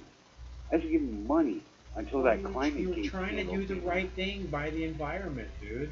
Don't act like it's a negative because you were trying to do the right thing by the environment. Iowa, it's not methane. It's H2O, water vapor. Sorry, I'm reading the chat room. I'm telling you right now, it's a Nigel Bunt. This guy's respected by David Suzuki and all the great environmentalists around the world as the top climate science guy in Canada. I'm telling you, it's not methane. It's water vapor. Stand in the shower. Fart. Is it going to get warm in there? Or is it going to get warm when you turn on the hot water and the steam produced? Okay? I'll be honest. It's just so true. And all these, it wasn't until Climategate that I got so darn mad at Greenpeace for the lies. And I supported Greenpeace for 10 years. I gave them money every single month, come out of my account, automatically. It doesn't come out of my account when I support Mox News. I give it when I'm like, oh shit, I have to give Mike some money because he's doing a good job. You know what I mean? Thank you, Dwayne. Hey, no problem. And I feel like a schmuck because I'm kind of screwed for money for the next couple of weeks. I've got, Dwayne, you've been very generous. I got $5 Canadian. Now, I looked at my card, I got $5. I'll give it to you, but I'm not sure what the exchange rate is, man. $3 ain't gonna do shit for you. So I'm gonna wait till I got something good to give you because you know what? I'm really liking these call-in shows every single night. I'm really liking this, and tonight I get to sit back and relax and not be just screaming about homosexuals. Did you notice the comment I kept putting in there? Uncover the news, my Canadian sister here. All right, she's not looking in her own backyard. I told her, I said, you call Mike, collect. If she calls you collect one day, I will pay for it. I promise you. Okay? I don't think that'll work through the way I have the line set up, Dwayne. Maybe not. But we're working on getting the Skype thing going, and maybe she'll be able to do it then on the Skype. That'd be great. Yeah. Because, something, there's the one thing I kept putting in the chat room. In Manitoba, they suspended a girl from school for objecting to a rainbow poppy. Now listen, all the Americans in the chat room that love guns and love the military, in a Manitoba high school today, they just suspended a girl, like a 15-year-old girl, for being opposed to a rainbow poppy. She wanted to wear a red poppy, not a rainbow poppy. And they suspended her and said it's hate speech. Well, that's pretty retarded. Yep, absolutely. And you know what's funny? All the children in the school, when the news reporters went there, all the children in the school came out of the Remembrance Day ceremony they had at the school, all wearing red poppies. Not a single person was going to wear that rainbow poppy. And you know what's sick about that? It was the teachers that suspended this kid and it was the teachers that said we need rainbow poppies. I don't know. Look, there's the reason that there's the red flower, okay, and you don't try and change a tradition like that. Okay, you can find some way to be inclusive if you want, but you don't change the red flower. I mean, there's a reason that it looks like that. Like, it was strange growing up as a kid. Like Remembrance Day's coming up. Like, my Opa fought on the German front for the Germans. Hmm. And it was really strange being in these public schools and everyone, like really the Canadians didn't do anything except sit in England and make babies, until D-Day. They didn't do anything. Lucky bastards. And, what's that? Sitting home making babies. Lucky bastards. Well, I guess that's pretty much all the Canadians did anyway. That was their part in the war. I love Canadians.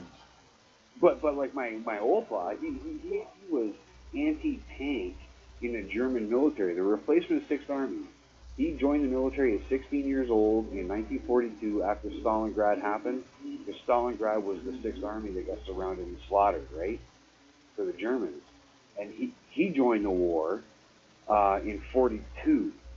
And you know something? He told me the day the Americans joined the war, half the German army just surrendered, dropped their weapons, and walked over to the Russians. They thought it was over at that point. And you know what? It's really sad what I happened. think it's fucking horrible, dude. And all you want to do is for it to be over. You know what I mean? It's like you reach a certain point, you just don't even care who wins anymore. I just want it to be fucking over, man. Yep.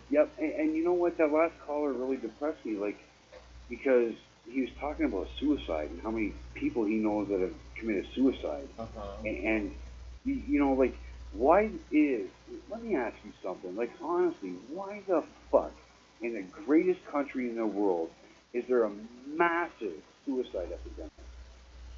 Well, because okay, I think a lot of kids right now are killing themselves, very young people, because they keep being fed this stuff about, the climate's going to be blah, blah, blah, and nothing is sustainable, and there's a mass extinction going on, and nobody's doing anything about it, and I can't do anything about it either, and it's just all so fucking horrible. I'm going to kill myself! And then there's a lot of people who get themselves into situations where it really is horrible and they don't want to continue. And, you know, but there's a lot of people who just are there's a lot of programming that makes people focus, have tunnel vision, okay? And I always tell people that if you're so horribly sad, you should look around, because most people, when they're horribly, horribly sad, are like this. This is all they see, and in that little spot, you're missing everything, and that everything, there's so much more going on around them than whatever it is. It's so horrible, so horrible. There's so much more going on. And I promise, one of the things is like there's like these constants in the universe or on this planet or whatever. Like every action has an equal and opposite reaction, that sort of thing.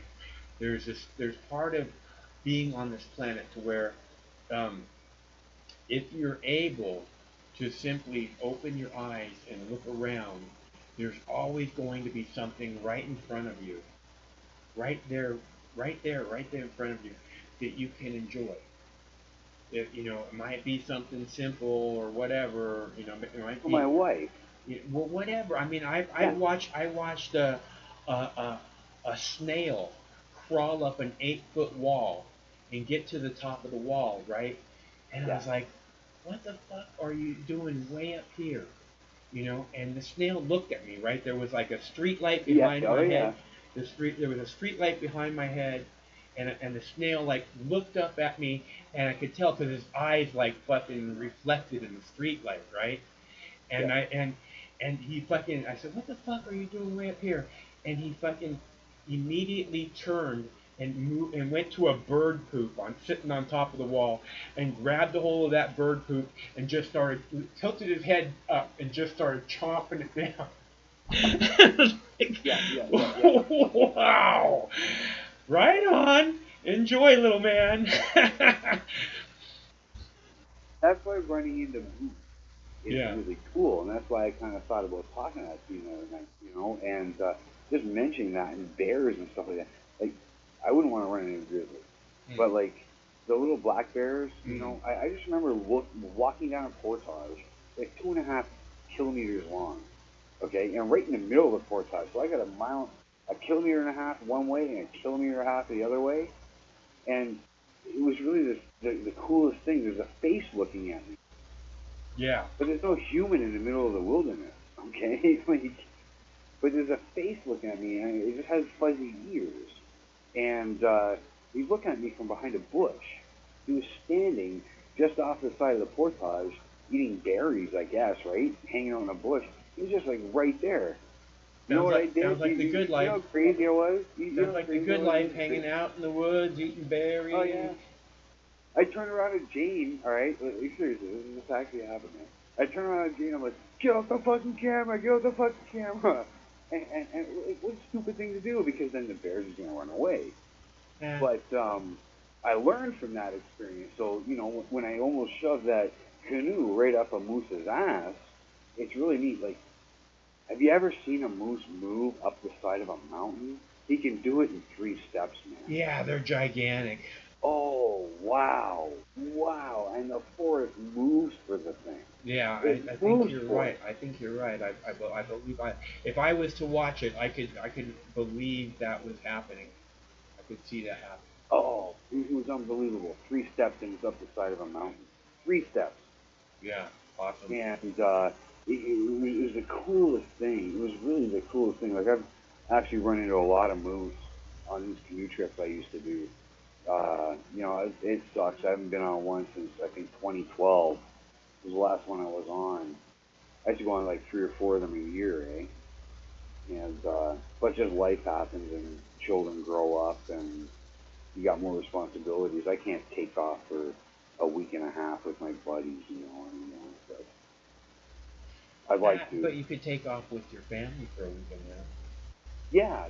No, I can't take a 3-year-old out there, but that's what kind of sucks. So I'm at that point now where it's like, all right, like, do I leave my wife at home with the 3 younger ones and take the 3 older ones out there or something, or I don't know.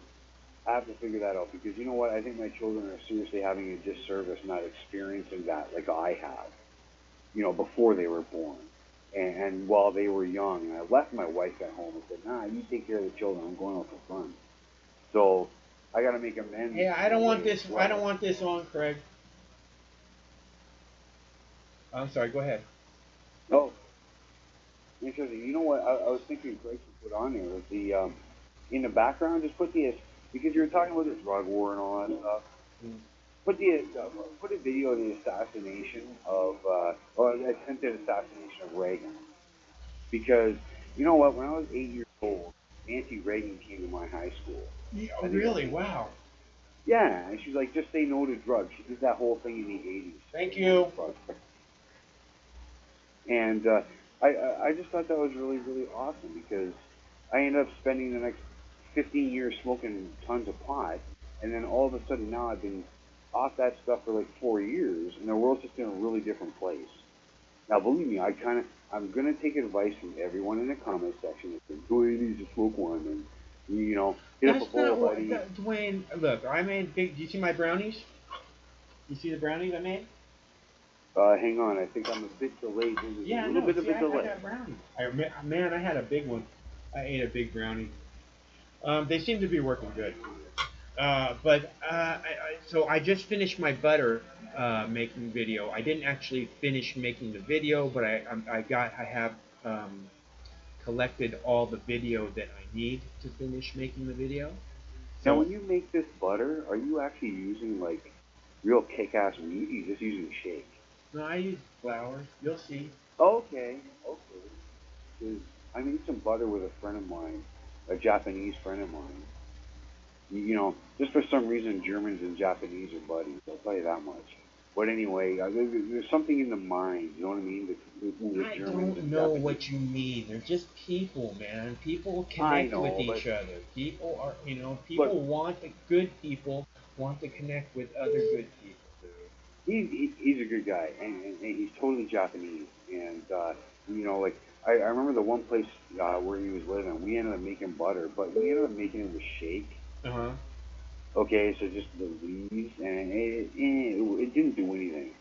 But you Well, know what? I'll show you how to make it. I'm gonna I I'm got sure all I'm the gonna do video it. done. I got just have to put it in the oven and cook it now, and then I'll post it up on YouTube. Now I have to be really careful though. I can't have a 5-year-old walking around here eating butter like that. You Well, know, you I might have not to. want to cook brownies. You might want to find something that's a little less attractive to the kids. Geez, I'd love to have one of your brownies, man. I wish I And could you know send what? them out to CBC actually everybody, did a hit dude. piece. What's that? CBC did a hit piece on the radio today. CBC, they did a hit piece on the radio today about that, Oh yeah. about consumables. Because you know how edibles are Is now that controlled like the on the really radio. early morning radio show? Nah, over the lunchtime. Mm. While I'm sitting there having a cigarette and drinking a coffee at lunch. Huh. So I just sit in the car and turn on the radio. Like I'm that old fashioned. I listen to FM radio. Yeah. Okay, and they're all stations out of Detroit.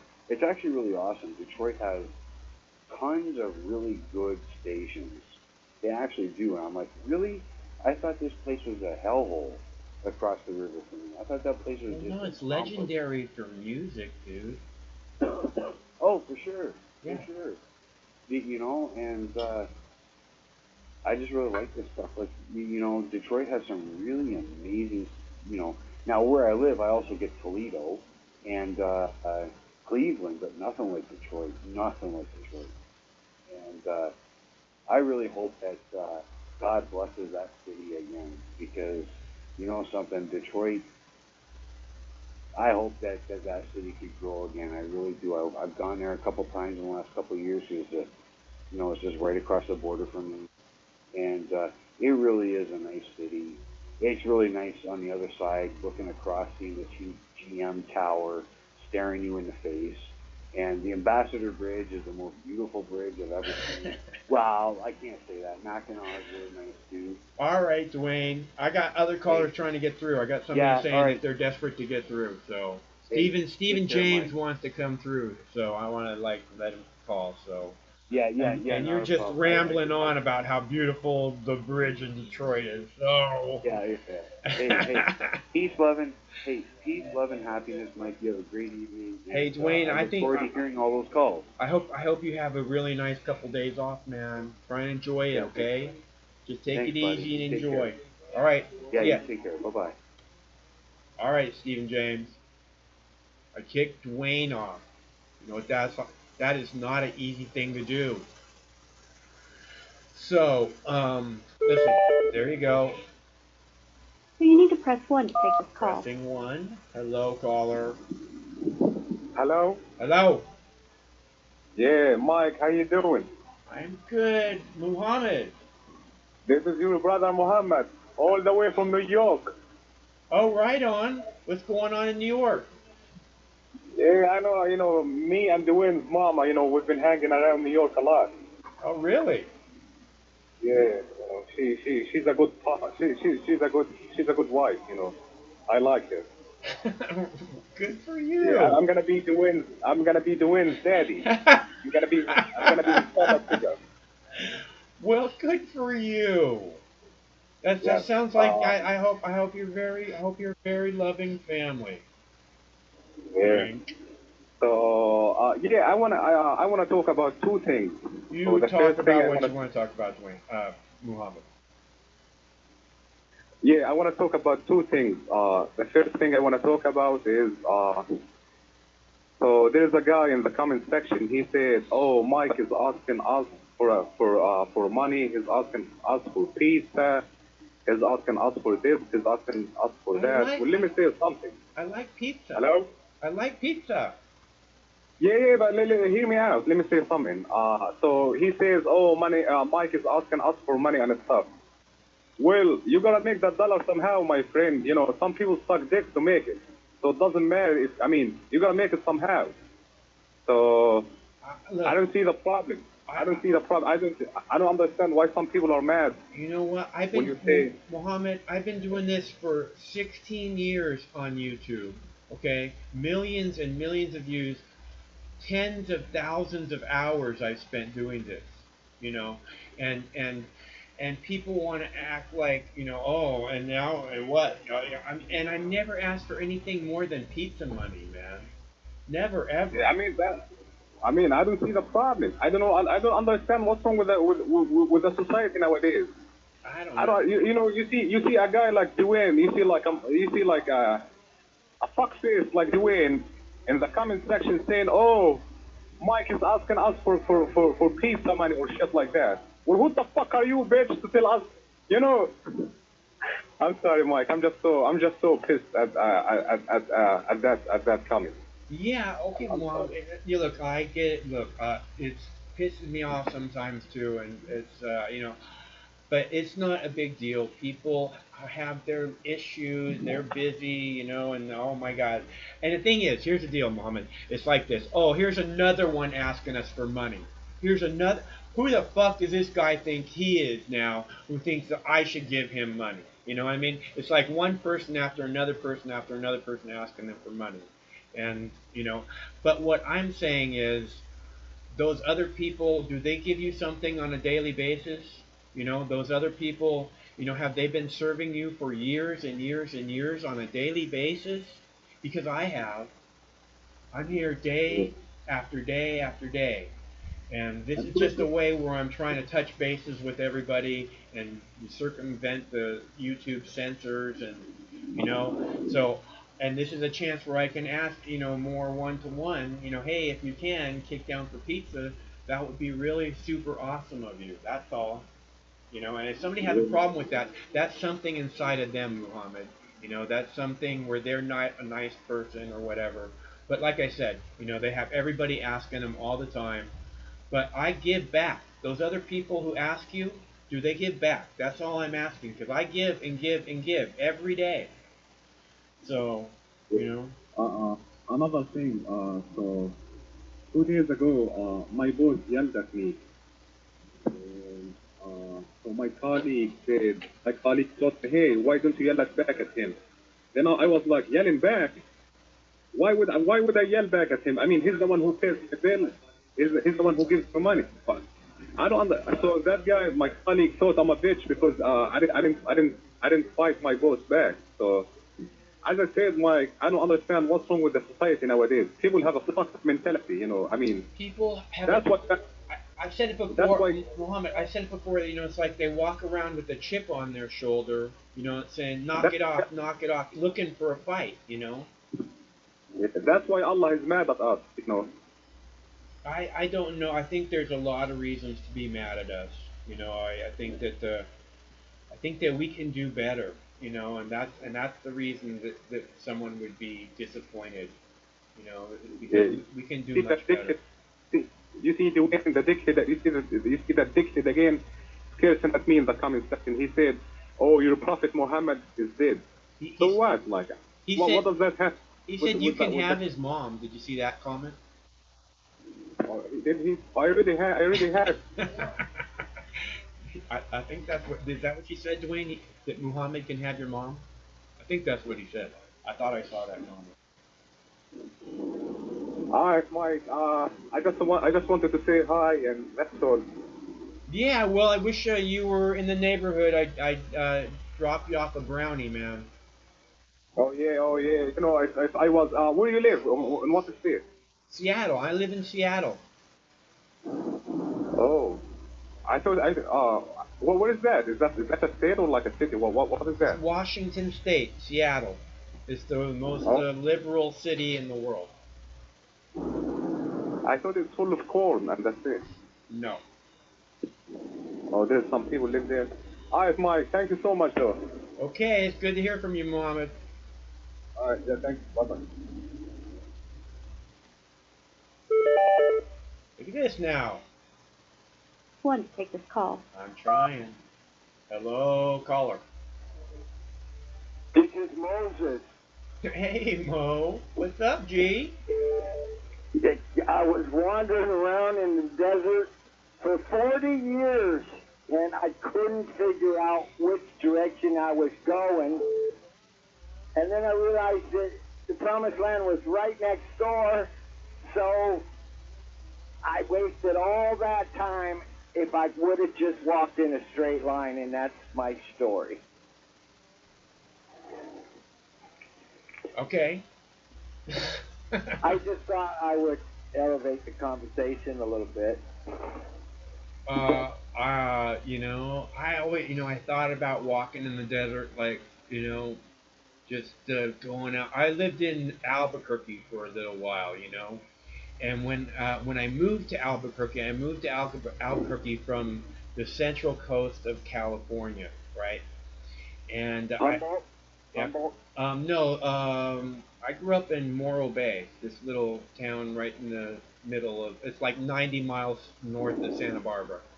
So you know the the aquarium like the back of your hand then? In Monterey? Yeah. No. Oh, yeah, you said Morro Bay. Yeah. Morro Bay, yeah, no, that's about 100 miles south of Monterey. So, yeah, Morro Bay has good rocky beaches, right? it has a big giant rock there. It's a great place. It's a great place to grow up. I've seen that rock. Yeah, I've it's seen great. that It's rock. on. It's on. There's a... If you look at the front of my YouTube page, the banner is a view of the rock with fog rolling in and sailboats and stuff. That's where I went to high school and elementary school. And I forgot where we were going with this, but those brownies pretty good. What was pretty good, my friend? The brownies. Oh, did you make some brownies and now Oh, you're you didn't see my hot? brownies here. Look, got brownies. Look. Ooh, nice. So, yeah, no, So I just finished up the batch of butter and I completed all the videos I wanted. The completion of the videos that I wanted included me making a batch of brownies at the end, and then I tell everybody at the end of the video that I'm gonna go do the live show now and eat a big brownie on the live show and see how they respond. And so far, I'm a little bit lost. How long ago did you eat the brownies? 7 when we tuned in. Oh, so Why? When did you tune in? I was sitting here listening to your most intelligent guest, and Truman, I've been talking to you so long, I got black gook all over my phone now because my fingers are always sticky. But yeah, my life sucks, man. My life sucks. Are you still trimming, huh? I'll be trimming for another month, man. Man, so you get get the hand cramps and stuff, or you beyond that? No, man, it's really chill. If I'm not listening to a documentary or hanging with my friends or listening to Sufi music or even rock and roll. Last night I listened to The Song Remains the Same, the whole fucking concert again. It's like, oh, cool, haven't heard this in 10 years, But it's pretty chill. It's like the only thing you got to do to get through the bulk is just kind of keep working. You don't have to work top speed. You're not on a clock. Nobody's barking at you. You're going to make the same amount of money if you work slow for 12 hours as you do really quick for 5 hours, So it's a chill process. I hear you. You gotta just do like you're saying. Just get through it, man. Just keep going. It's like I keep saying it. My motto is just march or die.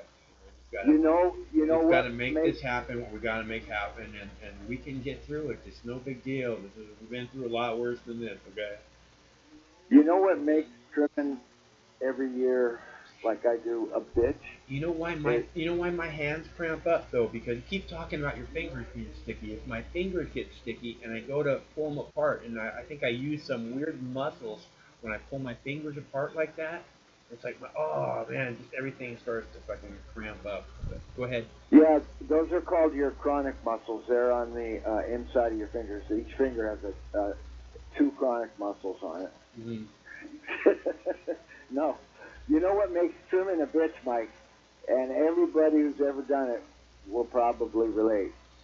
It's when you're trimming with the wrong people, because you got to have good energy people around you, and you don't want to be trimming with a bunch of gang bangers or really stupid people. It's like you're hanging with those people for hour after hour after hour, so you got to have a good energy circle, you know. I really hate trimming with dumb shit that just talk and talk and talk a bunch of nonsense all the time. I can't even stand being around them for an hour, you know, much less 7 hours. Yeah. Well, that's. I think that there's a lot of people who feel that way.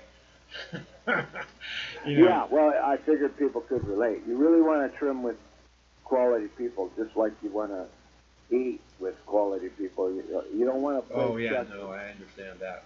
I understand that totally. Yeah, so no, man. I think if we can switch the topic to something relevant, maybe I think we as a population have to up our game, our psycho-spiritual game, and we got to really recognize all the plays that are being made against us on all fronts, mostly on the law enforcement, the military front, you know, where the militarization of our streets, and mostly on the informational front, because there's so many scams being run on us by our own government that we gotta rise to their level of intelligence if we're ever gonna figure out who's who and what's what, you know. And a big word that nobody ever uses is sophistry. The sophists were philosophers of a school of philosophy that their main goal was rhetoric. So they were like the first debate team. You know, they would use sophistry to try to win an argument, even if it's not true. And that's basically what sophistry is. Sophistry is an argument that sounds true, like Tulsi Gabbard is a friend of Assad, but it's not really true. You know, that's what sophistry is. And you get a bunch of words that have sophistry as its root, like sophomoric. You know, a sophomoric argument would be a low-level argument that's, you know, not really up in scale of logic and truthfulness. But you also have the word sophisticated, which comes from sophistry, which means, you know, a complex thing. You know, it's we have to be sophisticated. So yeah, and that's what we're seeing on the TV and on the computer is a bunch of sophistry coming at us. And Tulsi Gabbard seems to be pretty good at cutting right through that with the truth, and that's. If you know anything about Gandhi, he championed this thing called Satyagraha. And Satyagraha is literally in Sanskrit, it means strict adherence to the truth. Satya is truth. And I think she's unique amongst politicians where I think she's such a bad fucking liar. If she ever told a lie, you would see it on her face. And so I'm positive she knows what it is. Satyagraha, and I'm sure she lives by it. And we should all just tell the truth all the time, like about everything, you know. I think there's something where it diminishes your self worth. You know, if you're not telling the truth. You know, although some people who lie, like I remember when I was a kid and I would lie. You know, I kind of convinced myself that it was like an artistry, like like I was a really good actor or something, you know. Yeah, you don't seem like the kind of person that would be a good liar. You know, when we talk about integrity, we're really talking about strength, and people that have a conscience, which is a healthy thing to have a conscience. You know, they built up their integrity through truthfulness, just like a tower that stands 110 stories has structural integrity because it's got so many fucking beams and gasoline can't melt steel beams. So, those towers had integrity. And, Bill Clinton does not have integrity. He's the opposite of integrity. He's just this really well-practiced liar. That good old boy. And Hillary and Trump and all of them. Yeah, so they're all very well-practiced liars. I'll agree with that. that's the opposite of integrity. But there's, the opposite of psychopath is the sage, believe it or not. The psychopaths have well-crafted lives, and the sage sticks only to the truth. And, if you look at history, the sages kind of get killed or shot or crucified or burned at the stake. But I think it's they safe to win in think the that long the run. truth is kind of a subjective thing, and that the truth can be manipulated in a lot of different ways. So So you don't believe there's eternal truths? eternal truth. I believe that there's truth, but I also believe that that there's something about truth that's like a certain kind of level of consciousness to it, and the consciousness can be manipulated. Well, I hear if you put a quarter for under your pillow, the truth fairy will come to you, and you won't have that problem anymore. That was a joke. That was a joke. No, there are eternal truths, and there is this. I don't want to actually get that deep into philosophy, but it's kind of boring. Philosophy is boring. All right. Well, then never mind then. Okay, yeah, all right. Well, if the truth gets perverted, everything gets fucked up. It's just fucked up, yo. The truth. That's exactly right. This is what I'm saying. I'm saying everybody's experiencing the truth in their own experience. Okay. So what you see as the truth and what I see as the truth may be very, very close to the same things, but we have our own separate experience of what's actually happening. Well, a psychopath.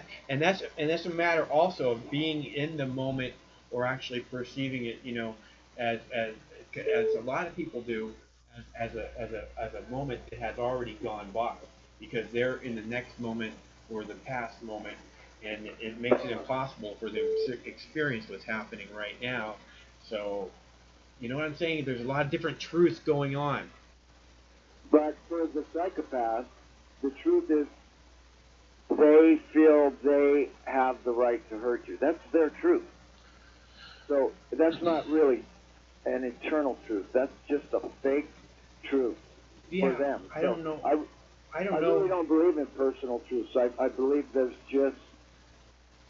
I don't believe that people have the right to hurt each other. I think that that's a horrible, I've talked about censorship and stuff like that. And when you talk about truth, that's the whole point of censorship, is that they're trying to keep the truth from everyone, or manipulate the truth in some way. And all right, well, here's a conundrum for you, and I don't know how you're going to take it, but I hope you'll get my point. In the Declaration of Independence, it says, I think the first fucking line is, we hold these truths to be self-evident that all men are created equal. And then they weren't talking about black men, so or clearly women. That's a different truth than other people were experiencing. Yeah, apparently black men at that time were only valued at 1/3 of a human life, and women were definitely not included in anything. So all I'm saying is that their truth wasn't not the truth. But if you look around at your society right now, and all the people you meet, all the people you talk to, all the people at the grocery store, all the people you've ever met, if you look around, you see that what really is self-evident is that all men are not created equal, that we're not born equally, we don't develop equally, we don't end up equally. So the first line of the Constitution was not true. It was a lie, because what is self-evident is that all men are not created equal. So that is incumbent upon the individual to say, hey, I've got to work on me. If I got to make myself smarter. I got to make myself stronger. I got to do 50 push-ups every fucking day. I got to stop drinking. I got to really improve my ability to. Me like cookies. I got to loosen up a little bit. There's so. Okay. The people are not equal. I'm not. But and nature replicates itself in infinite diversity, and that's a reason that why we're not equal is because we're not really the same. We're the same species, and we definitely have the same human rights. I'll never trample another person's human rights, but we're not equal, and that was a lie. And those people, I mean, I admire the founding fathers, and I admire the document called the Constitution, but and I will fight and defend for the Bill of Rights. I love the Bill of Rights, and it really is a fluid document, a fluid piece of paper. And I think, oh fuck, remember just like a month ago, Trump said we don't need a Constitution. It was written by hemp farmers or something like that. They all seem to hate the Constitution once they become president. So we're living in a complex world, and there's a lot of sophistry, and there's a lot of complications and sophistication, and we got to get sophisticated ourselves so that people can figure out, hey, the Earth really isn't flat, and there really is no Q, and John McCain was an asshole, and fucking,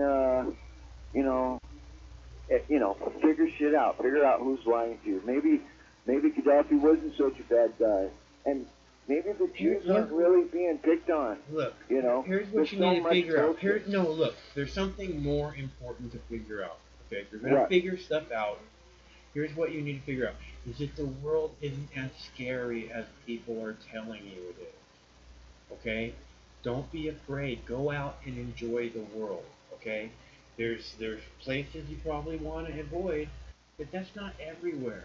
And they want you to think that everywhere is a battle zone, and you need to be, protected, and so don't be afraid is what I'm saying. You're the top of the food chain.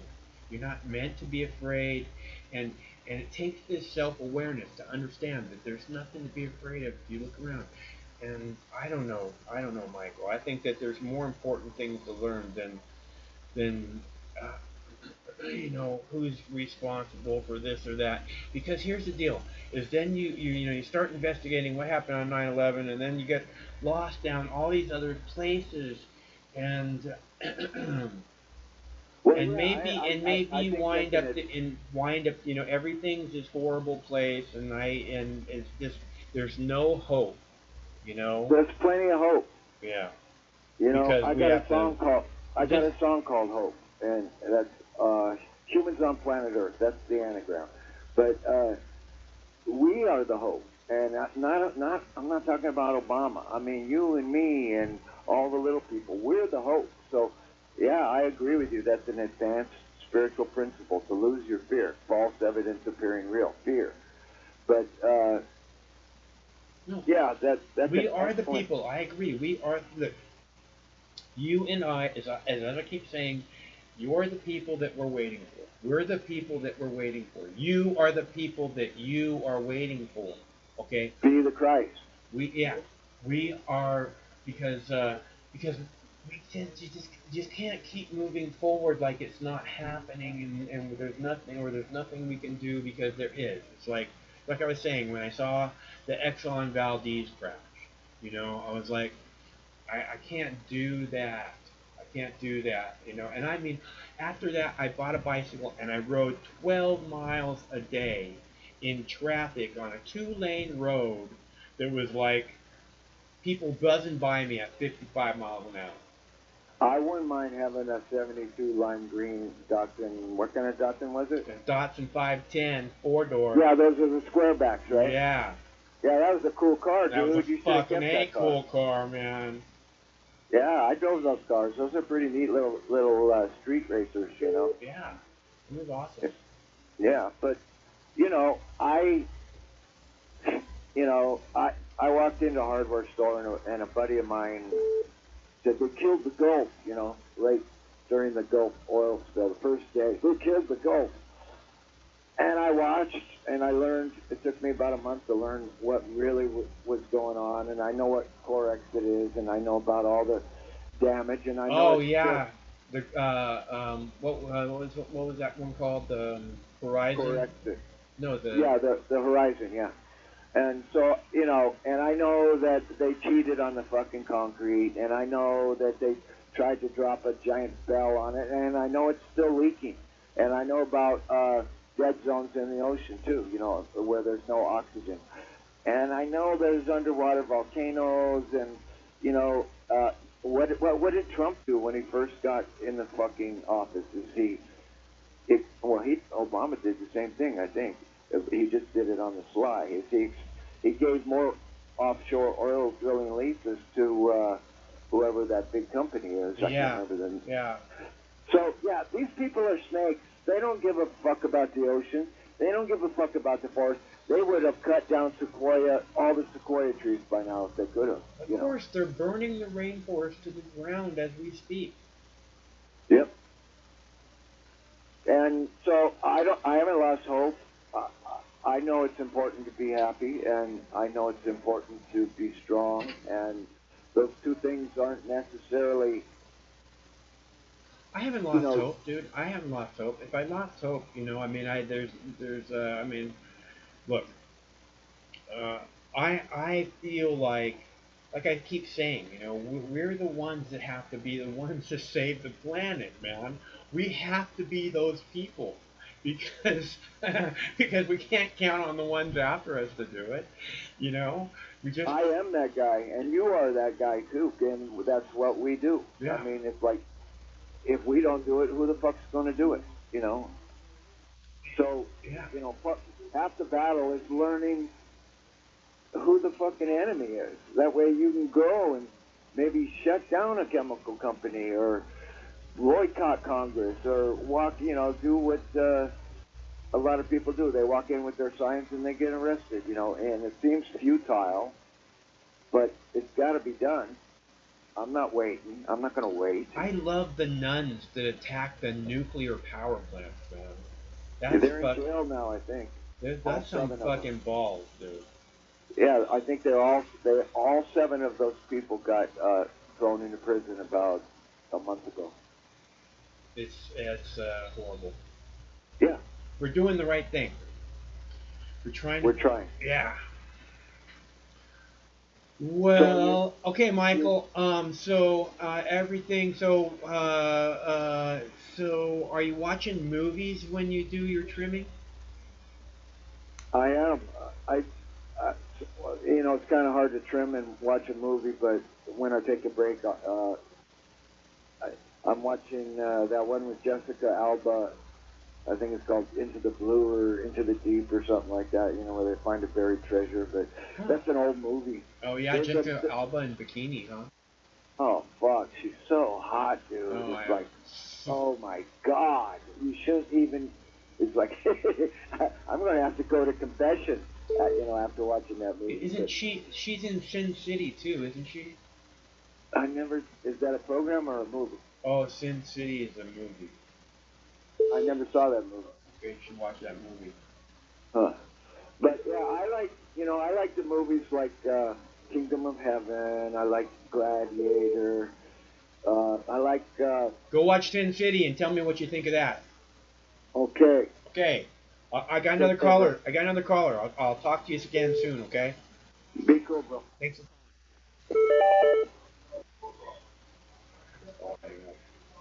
Call back. Okay, I got.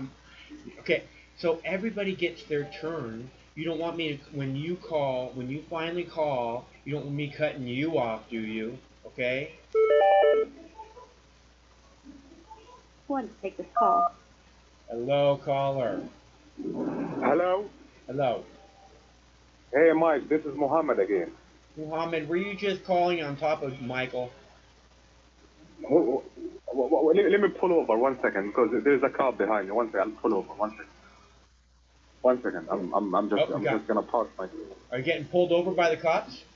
Oh no, I'm not getting pulled over. I'm just pulling over. Okay. Yeah. You know. You better not want to talk to me about what's in the chat room. You better not be looking at the chat room and driving. I can find a parking lot. That's the problem about New York. You can find a parking lot here. I couldn't live there. You've been to New York before? Yeah. Yeah, well, yeah. I've been living in New York for like 10 years. Like it, huh? I love it. I love it though. I mean, I know all the ins and outs of it. I mean, I'll hook you up if you want to take my number. If you ever want to come to New York, I'll hook you up. Okay, man. Well, I don't much leave Seattle, and you guys don't have the legal weed there yet. I don't know what Cuomo's problem is, but I don't go where there's not legal weed. Yeah, I got connections, my friend. I got connections. Oh, I'm glad to hear that. Yeah, I got my buddy Craig. He be going to New Jersey. You know, you've heard of New Jersey before? I've been there. Yeah, New Jersey. You've It's been a to shitty state. you've been to Seaside. Yeah, he goes. You've been to Seaside Heights. Oh yeah, I've been there. I used to live there. I used to live there. My land. Yeah, I used to live there for like. I had lived there for like 1 year, and my landlord kicked me out. That's where my dad grew up. Oh, you've been there. Your daddy grew up there. Yeah. Yeah, it's a beautiful area. It's a very nice area there. He seemed to thought it was pretty cool when he was a kid. Yeah, I can fucking find a parking lot. Yeah. So yeah, so Hey there's a Muhammad, guy. do you watch movies? Yeah, I do. I watch movies. Have you seen the movie Sin City? No. It has Bruce Willis in it. It's from a comic book. It's fucking sick. Oh my god, go watch a fucking movie, Sin City, Muhammad. Okay, next time I talk to you, I want to hear you watch the movie Sin City. Okay? Yeah, I'm like, what's it called again? Sin City. Sin City. SINCITIY. Is that the movie where so they make New York like a jail and stuff like that? Is that the movie? No. You see some nice cities. Escape from New York with Kurt Russell.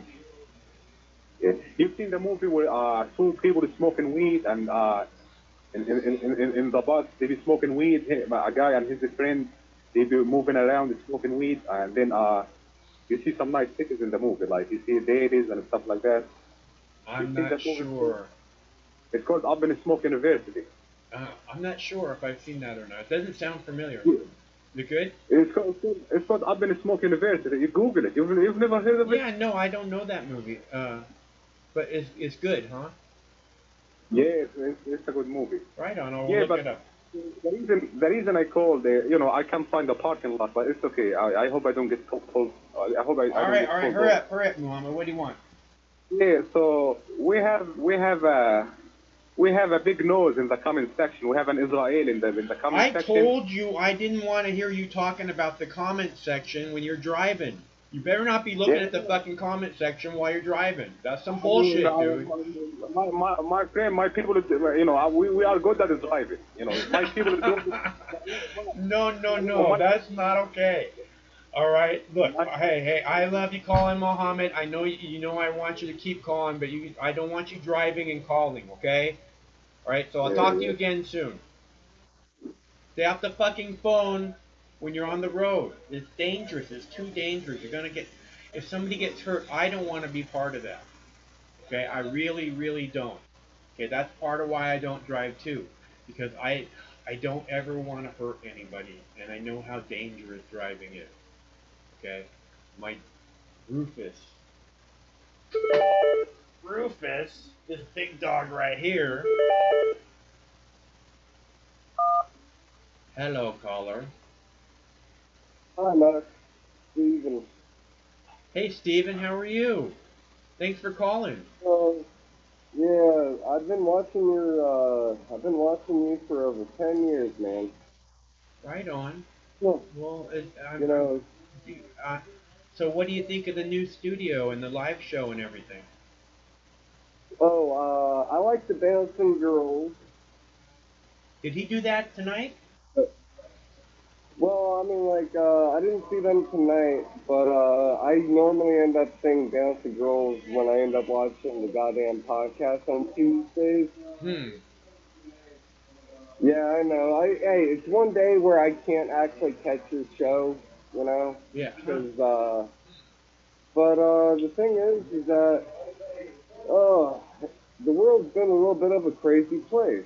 I'm gonna light up a cigarette because I'm talking to somebody that I've been wanting to talk to for a decade.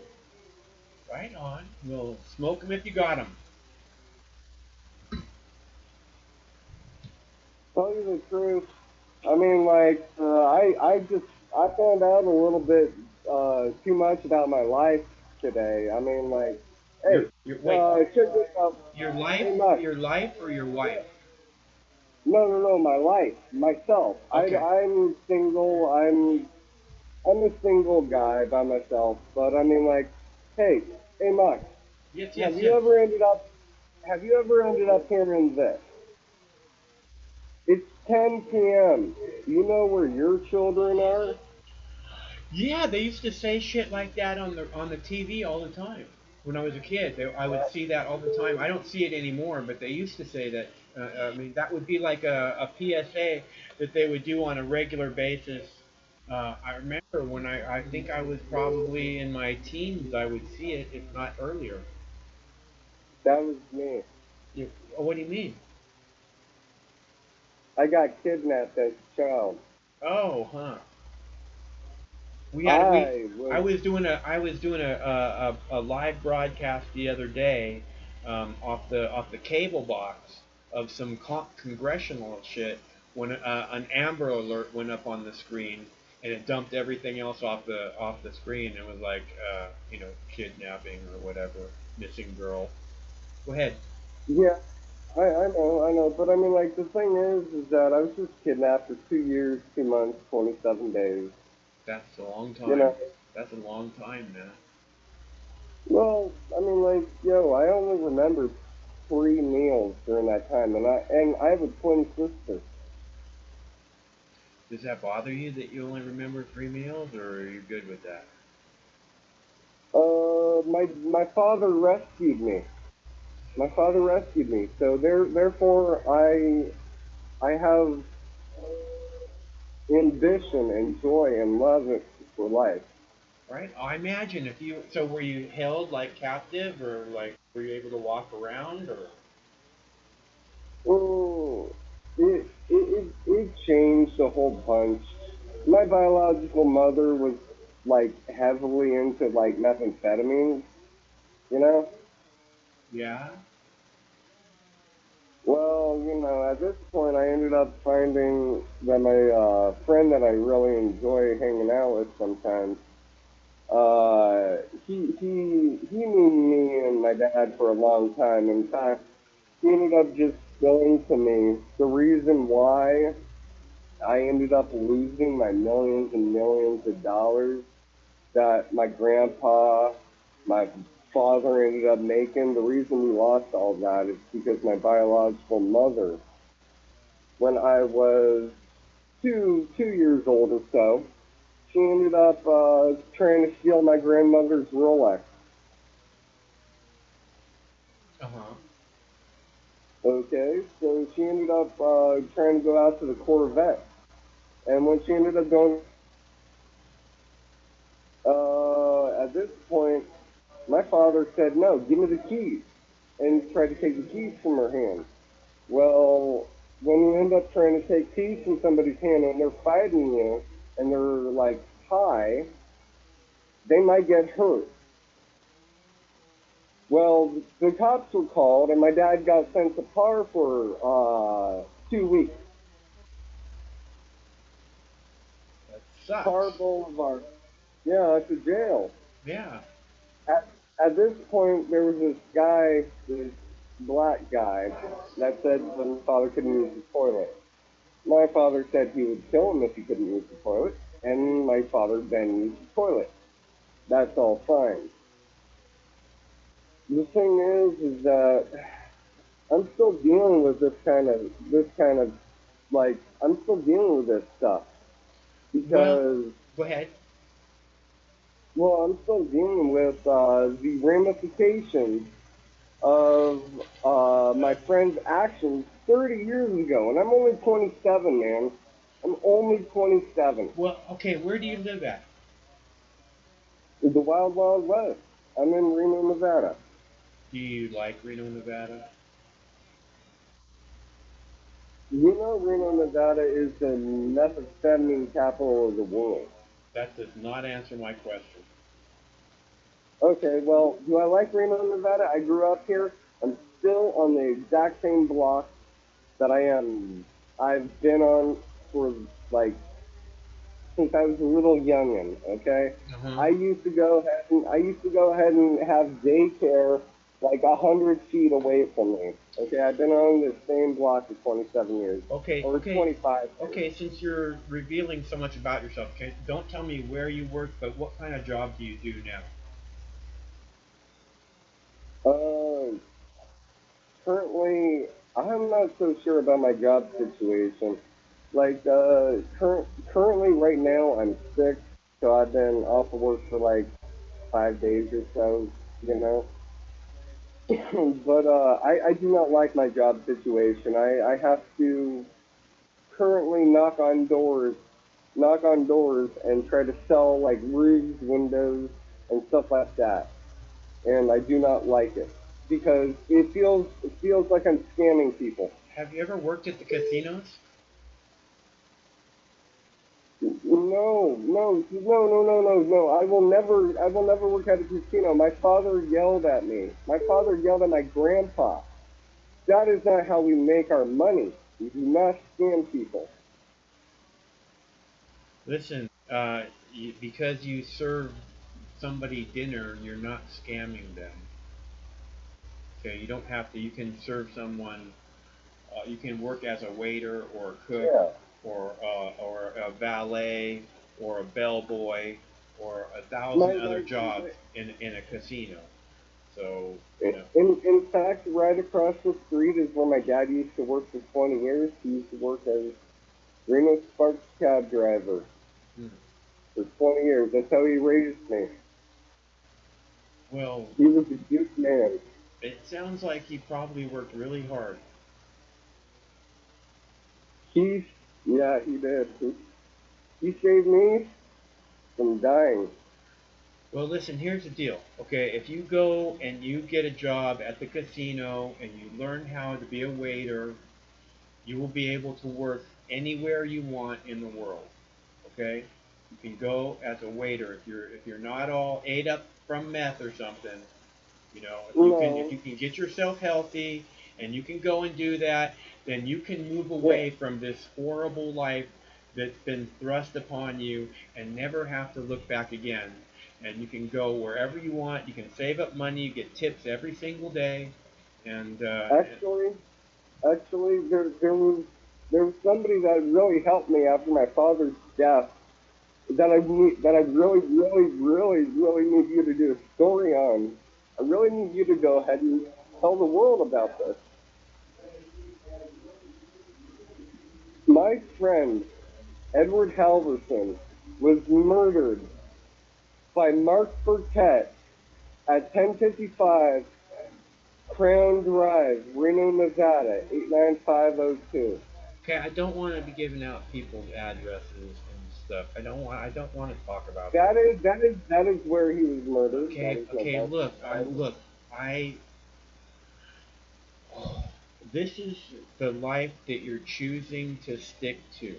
Okay? You can choose something better or you can be True. stuck in this rut forever. Okay? I just told you the simplest way to get out of it.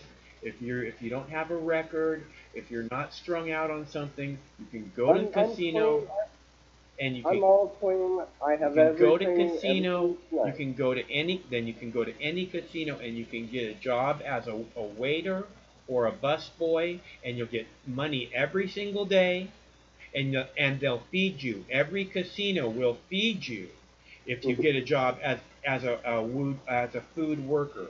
Okay, and Yeah. and the people are friendly, and it's not it's a nice thing to do. So you don't have to like bow down. You don't have to trick anybody to buying fucking garbage or anything.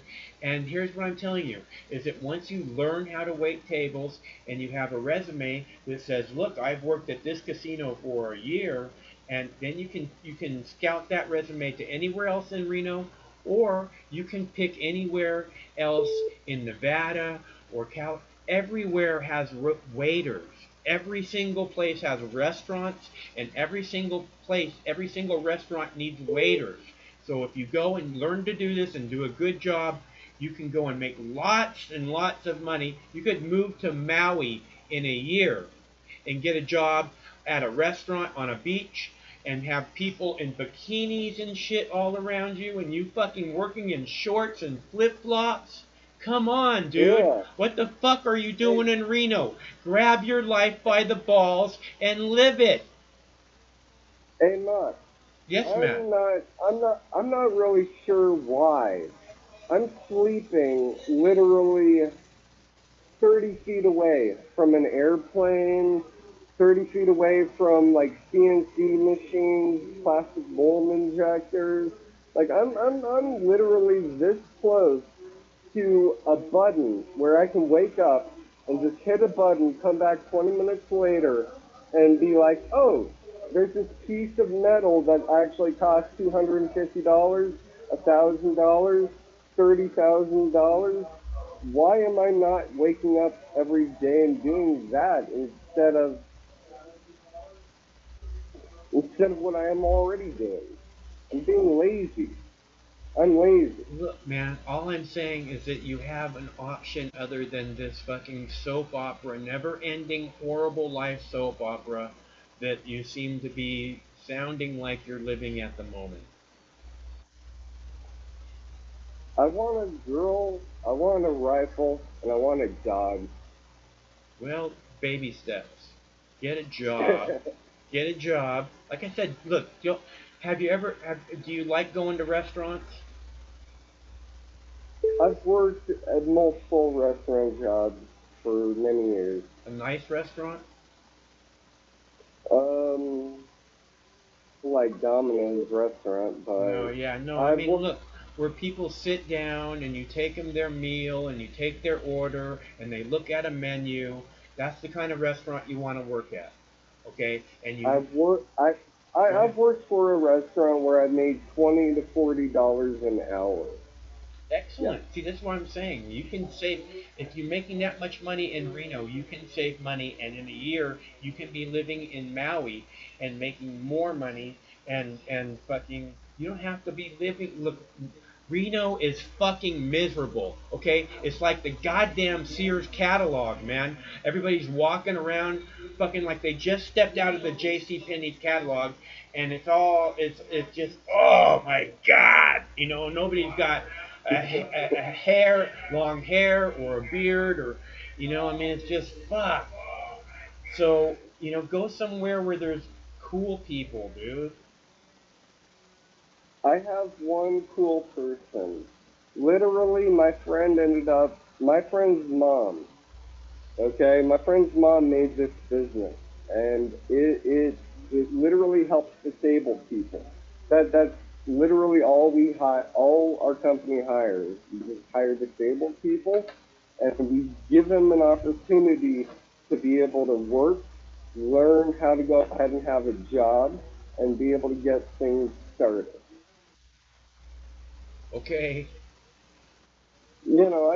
That's why I like my friend. I really like my friend. Well, it's good to have friends. Look, friends are the greatest thing in the world. All I'm saying is that you can go.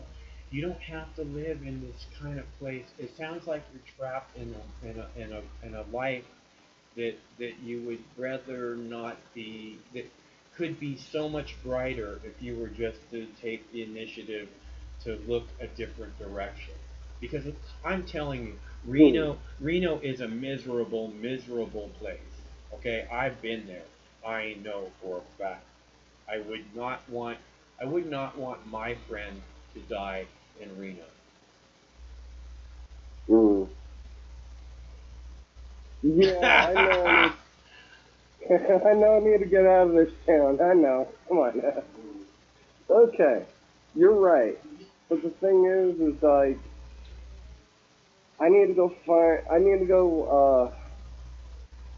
I I didn't mean to like to pressure you, man. I'm just telling you. It sounds like what you were telling me before I jumped in was, Yeah, this my life is just fuck. And I was like, whoa, yeah. whoa, whoa, whoa, whoa. And because I don't think that has to be your life, is all I'm saying.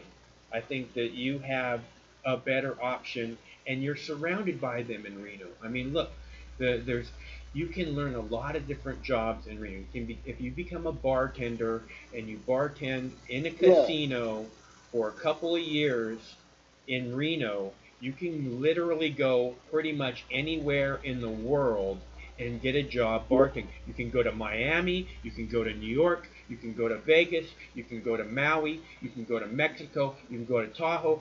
Tahoe is lovely. Have you been to Tahoe? That's a nice place to I'm hang out. Fuck Reno. I'm Get thinking on a about bus and go to Tahoe. Tahoe tomorrow and apply for a job at the casinos in Tahoe. That's a nice place to be. That's a nice place to work. You'll love it there. Oh, that actually, I might do that, Ma. I really might do that. I'm telling you, it's good advice. Otherwise, I wouldn't be telling you to do it. Cause there's a lot of things up in Tahoe. There are.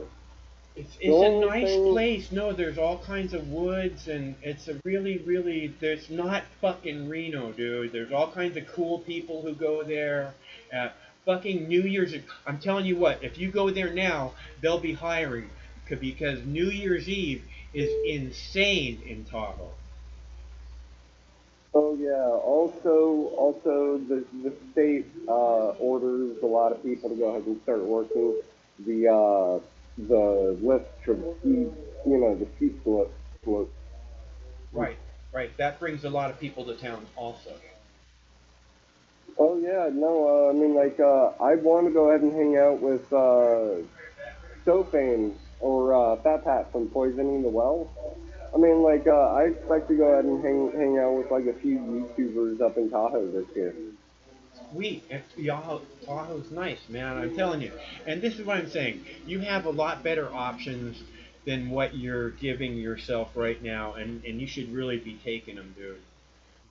Mm, Like I said, I wouldn't want my friend to die in Reno because it would not be a pretty death. You know, I mean, you could die anywhere else in the world that would almost be better. that's why my father rescued me. That's why my father saved me. So you could live in Reno. No, so I can go ahead and grow and I can make another family. You can make a good life for yourself. That's what. Yeah. That's nothing. No, that's all a father can hope for. Yeah, I'm really glad about there's like there's some kind of male movement coming back, you know. I mean, like we've had the like I want to say the feminists, but it's not really them. It's the SJWs that really have ended up like pushing it too much. Where it's not a MGTOW movement, but there's just like we ain't gonna put up with your bullshit no more kind of people. It's just easier, dude. Okay, it's just easier to go and live your life and not have this. See, here's the deal. Okay, and maybe you'll be able Yeah. to hear what it is I'm saying. Is that life is a never-ending tragedy. Okay, and I don't say those words lightly. It's not funny. It's the truth. Life is a Yeah, never it's the fucking truth. Yeah. and okay, and if you take another person's never-ending tragedy and pile it on top of your own never-ending tragedy, it just it becomes like 10 times worse. Okay, so it's just 10 times easier not to compound your never-ending tragedy with someone. In fact, it's so much easier that if you don't have someone else's never-ending tragedy there, and you really try to like have a little brighter side of attitude, you can have that, and then maybe it's not so much of a never-ending tragedy as it might be if you didn't have such a Okay. good attitude. Okay. Then let's go ahead and discuss something that can be solved. Some solution that I can go ahead and find in my life. I'm disabled. I have fibromyalgia. Okay. Okay, Mark. Uh-huh. The thing is that you've recently been covering a lot of the stories about Robert Stackler and Purdue Pharmaceuticals. I You haven't been know, covering, I wouldn't say I've been covering a lot of those stories, but I've covered a few of them. Go ahead. my question is that they ended up declaring bankruptcy. Am I correct? Was that today or? No, it was weeks and weeks ago they actually declared bankruptcy. I believe our team news ended up covering it. Okay. The thing is that I have a question. When a company declares bankruptcy, what ends up happening? What happens to their patents? Were they the The things ones? that they, Were they the ones that moved all the money off the shore? mm, I'm not sure. It could have been, yeah, it could have been them. I mean, like they declared bankruptcy, so they probably moved all their money right off the shore. Yeah, like Prob- 6 months Probably a few ago or weeks something. before. Yeah. Oh, okay, yeah, yeah, okay, yeah. No, we're talking about the exact same people. Purdue Pharmaceuticals. They make oxycontin, Yeah, I think that's it. oxycodone. Yeah, I'm pretty sure that's the ones. Okay, yeah. Well. Apparently, I want to know who owns the right to manufacture oxycodone now. I don't know. If they declared bankruptcy and the government took all their money, Uh-huh. who owns it? Who That's an excellent question. I are have no they're still idea. making? I mean, that's a great question. I wish we had some lawyers around. I don't know why we don't have any lawyers. I wish, this show really needs a fucking lawyer. The sooner we get a lawyer, the sooner we'll start suing fucking Google and YouTube and these other NBC and Exactly, C-SPAN. Mark. What the You, you, fuck? you know, you know exactly, Mark. You and all of your viewers can literally start this revolution. We can start. I think if we keep the faith and keep moving forward, that we might be a spark that helps to start Things, something. things, things literally just broke. The tide has turned. Okay, Uh, the veil has been lifted. yeah, The people see.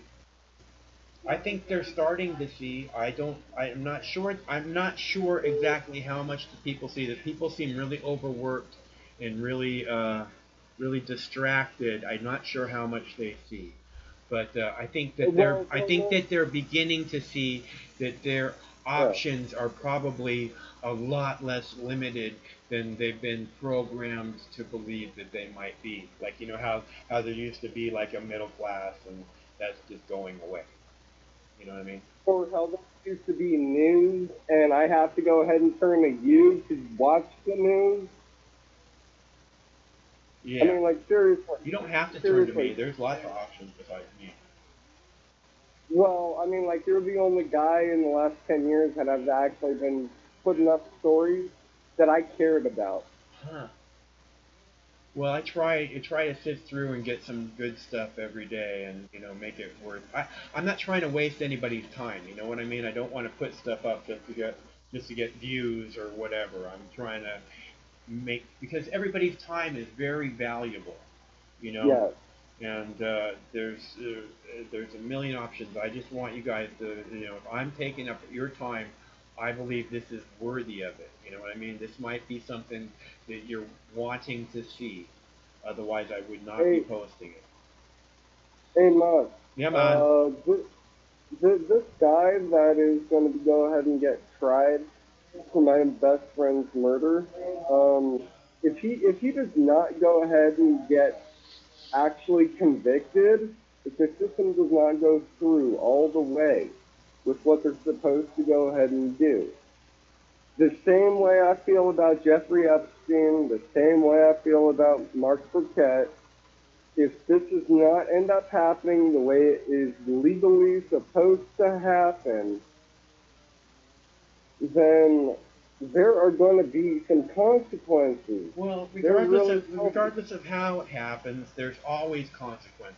And that's what you have to keep in mind, okay? And you have to decide if what you want is a better life for yourself, okay? Because you have the option to have a better life for yourself than this never-ending tragedy thing if you step out of it and try and find a better life for yourself. But if you lock yourself to, you know, this murder trial or whatever, then you are, you're never going to get out of your tragedy, dude. It takes a village to raise a child. I appreciate your advice. Yeah, I'm just saying, look, man, the beaches of Maui are nice. A lot nicer than fucking Reno. Yeah, And you're young. but You're young. You can still go and do it, man. You know? You're young and pretty, and you can go and fucking enjoy. And I'm not saying you have to go to Maui. Like I said, you could go to Miami or wherever sounds good to you. There's got to be somewhere that sounds better than frickin' Reno. You said you like the idea of Tahoe. yeah, I do. It's only because I know the area. Like the only dangerous animals in this area are large enough to where they're going to go ahead and just stomp on you and eat you. So literally, there's no poisonous shit here except black widows and brown recluses. That's it. And rattlesnakes. Yeah, we have rattlesnakes, but I mean, like, those are literally the only three that are going to kill you. So tell me something. Are you enjoying the legalization of cannabis in your state? I know Nevada has legalized cannabis. Are you enjoying that? Well, Are you partaking yourself or enjoying that freedom in any way? I have ended up a long time ago, back when it was illegal. I ended up telling my father because I did a whole bunch of research on cannabis. Uh huh. Do you know that sea cucumbers are the first animal that ever ended up getting cannabinoids in their system? Actual receptors. So they can go ahead and detect cannabinoids. A sea cucumber. Huh. How do you know that they were the first animal to get that?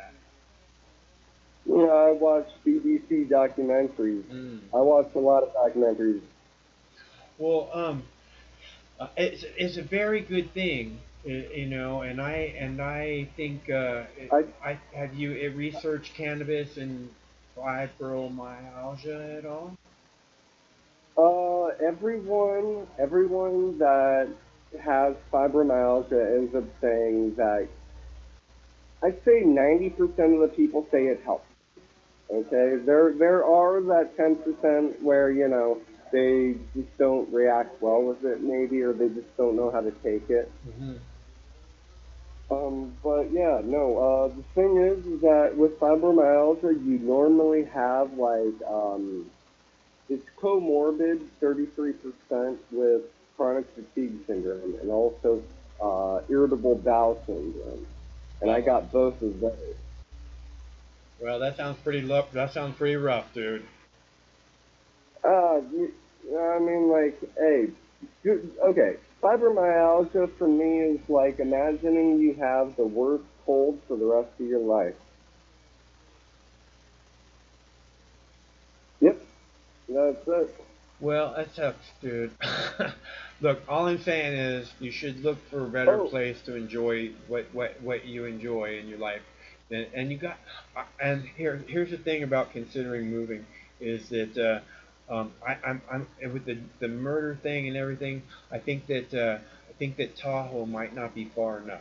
You really need to consider looking for greener grass because I've been to Reno. yep, I've been to Reno. right. Tahoe is fantastic, but for what you need in the way of change, it might not be a big enough move. That's all I'm saying. I, So, all right. I, Hey, I'm. I, I, Go ahead. I do have plans to switch countries, but I do know that you might want to go ahead and maybe get off to call or I have another caller, check in the so call. I Oh, don't. okay, yeah. Yeah. All right. So thanks a lot I for know. calling. Hey, Michael, I'll call you back again. I'll join you back in the chat. Have a Okay. good night, Okay. okay? All right. Thanks, Steven. So, okay. All right, Steven, thanks for calling, man. It's good to have you be part of the conversation. And I'm telling you, I mean, I hate to harp on Reno, but listen, I've been there. I've been there more than enough time. Way more than enough. Been way more. And I spent a lot of time in Tahoe. I lived in Tahoe for a year. Tahoe is lovely. Hello, caller. Hello? Hello. This is your brother Muhammad again. Hello, Muhammad. Yeah, I found a parking lot and I'm in my palace now. Do you have to pay to park? No. It's like I don't live in the city. Like I don't live like in Manhattan or Mm. I live like far away from the city. So, Okay. Go ahead. but anyway, but anyway, so I want to talk about a couple of things. The first thing I want to talk about is Dwayne. In the comment section, he says he's looking for a job, but I'm looking for someone to work in my palace. I'm looking for a butler. So tell him to text me. Tell him to can he write his number and his qualifications? Because I need someone to take care of my camels and to take care of my pets. How many camels do you How have? about How many camels?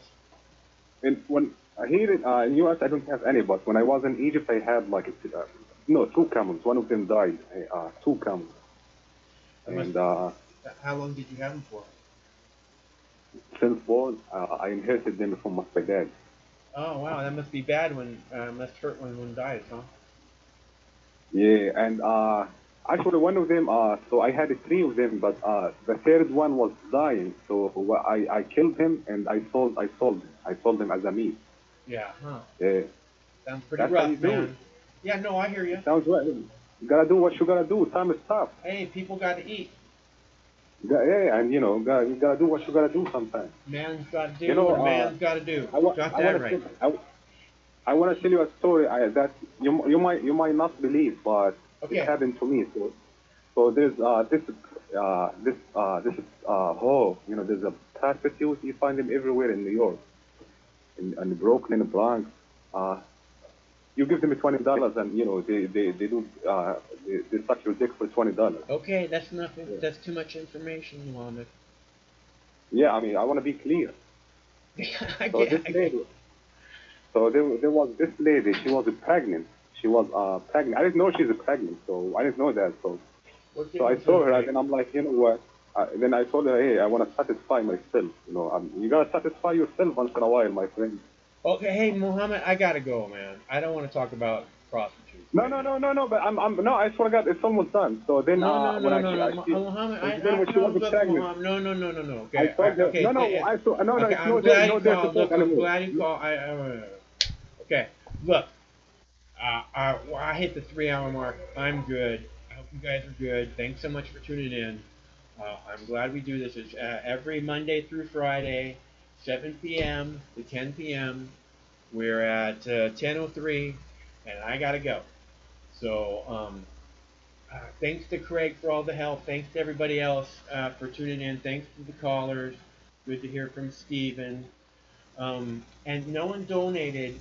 So I'm saying there's clickable links in the text body of the video, or you can go to Mox News and give a donation if you want to help keep this going. Okay, so thanks for tuning in. My name's Mike. One of these days this war is going to end. Stay cool until that day.